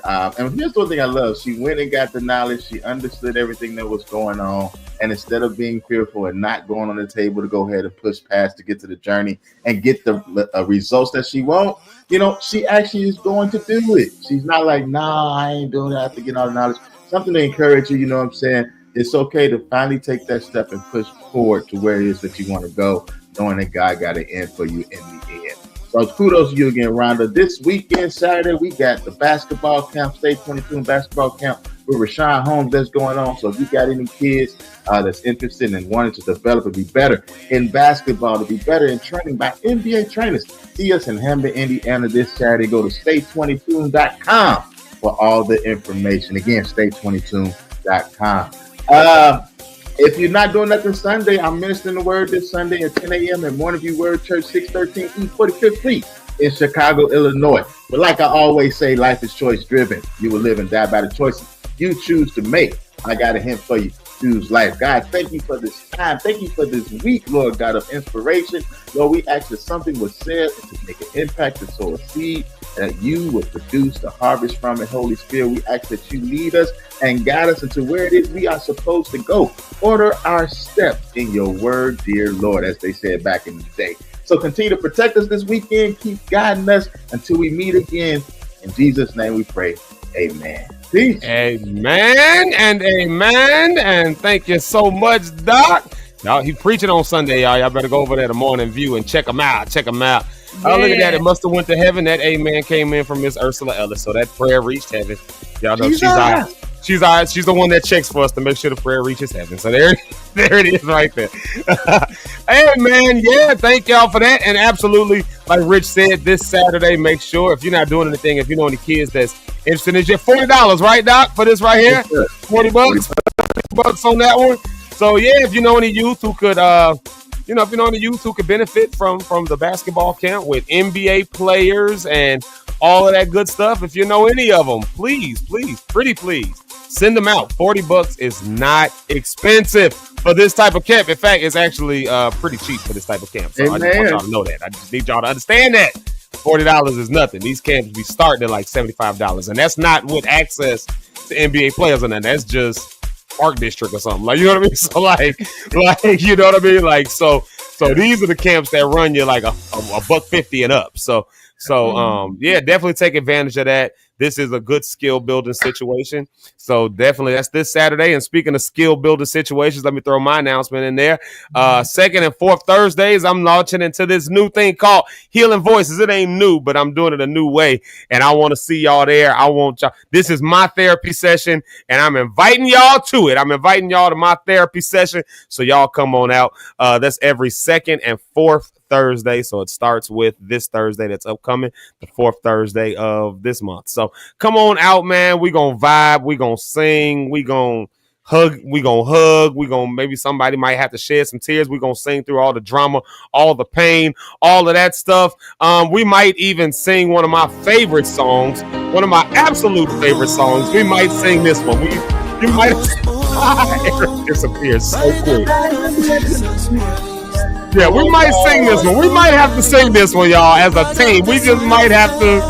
Yeah, we might do this. We might. Yeah. Eric is not going to appreciate that part, but it's okay. I know that. I know my brother. It's all good. There we go. So, yeah. Hey, listen, y'all. We love y'all. We appreciate y'all for being here as always. Thank y'all so much. It's going to be a great weekend. We want to see y'all next week on Monday. Again, wish Rhonda well. If you haven't followed her stuff on Rhonda Reimagine, if you haven't followed that, please, pretty please, go and follow that because, she's being vulnerable over there, and somebody needs to see that vulnerability. And so that's, we stand to support our sisters. So, hey, y'all, I love y'all. Until we get back on Monday, y'all have a great weekend, a blessed weekend. And let me make sure we acknowledge the mamas who told us we had a great, but we got to make sure the mama said it was good. Another great podcast. That's Rhonda's mama, and then Eric's mama says great podcast. Another good week. See you soon, Rhonda. Yeah. And then we definitely gonna have to have Miss Amore on here to talk about that water bottle. She keep getting hit all over again with these water bottles. We're gonna have to figure that out. And then I don't know, you might have to be careful though, because by the time Rhonda get back, Eric gonna have to go against a whole bunch of people. That's Rhonda responded to the post. I put it up and somebody said, Eric, you are cool as the other side of my pillow, my brother. So see. Oh, look at that. Eric's not a bully. Yeah, I said, am I a jerk? Ooh, tomatoes. Oh, man. All right, y'all. We getting out of here. Rhonda, when you get back, I might have to put up you and KJ's conversation. That was the first thing I saw on my post earlier. And when I say I was dying laughing, that felt like college all over again. I was like, you getting on roasting KJ and not him responding roasting back. Like me and KJ used to get down with the roasting back in the day. It's such a good time. Man, that was a good blast from the past. I loved seeing it. First thing on my thing this morning. So, all right, y'all. We love y'all. We'll see y'all Monday. Y'all have a blessed, prosperous weekend. And y'all be safe out here in these streets, man. Like, be safe, be a light, give somebody hot this weekend. Love. It's gonna be hot this weekend. Y'all know when the sun's out, guns out in our city. So literally, so show love. Honest to God, show love. That one piece of love you show. That one piece of love that you show. Oh, thanks, Mama. That one piece of love. I know, right? Liking and sharing. doing a Jamaica dance.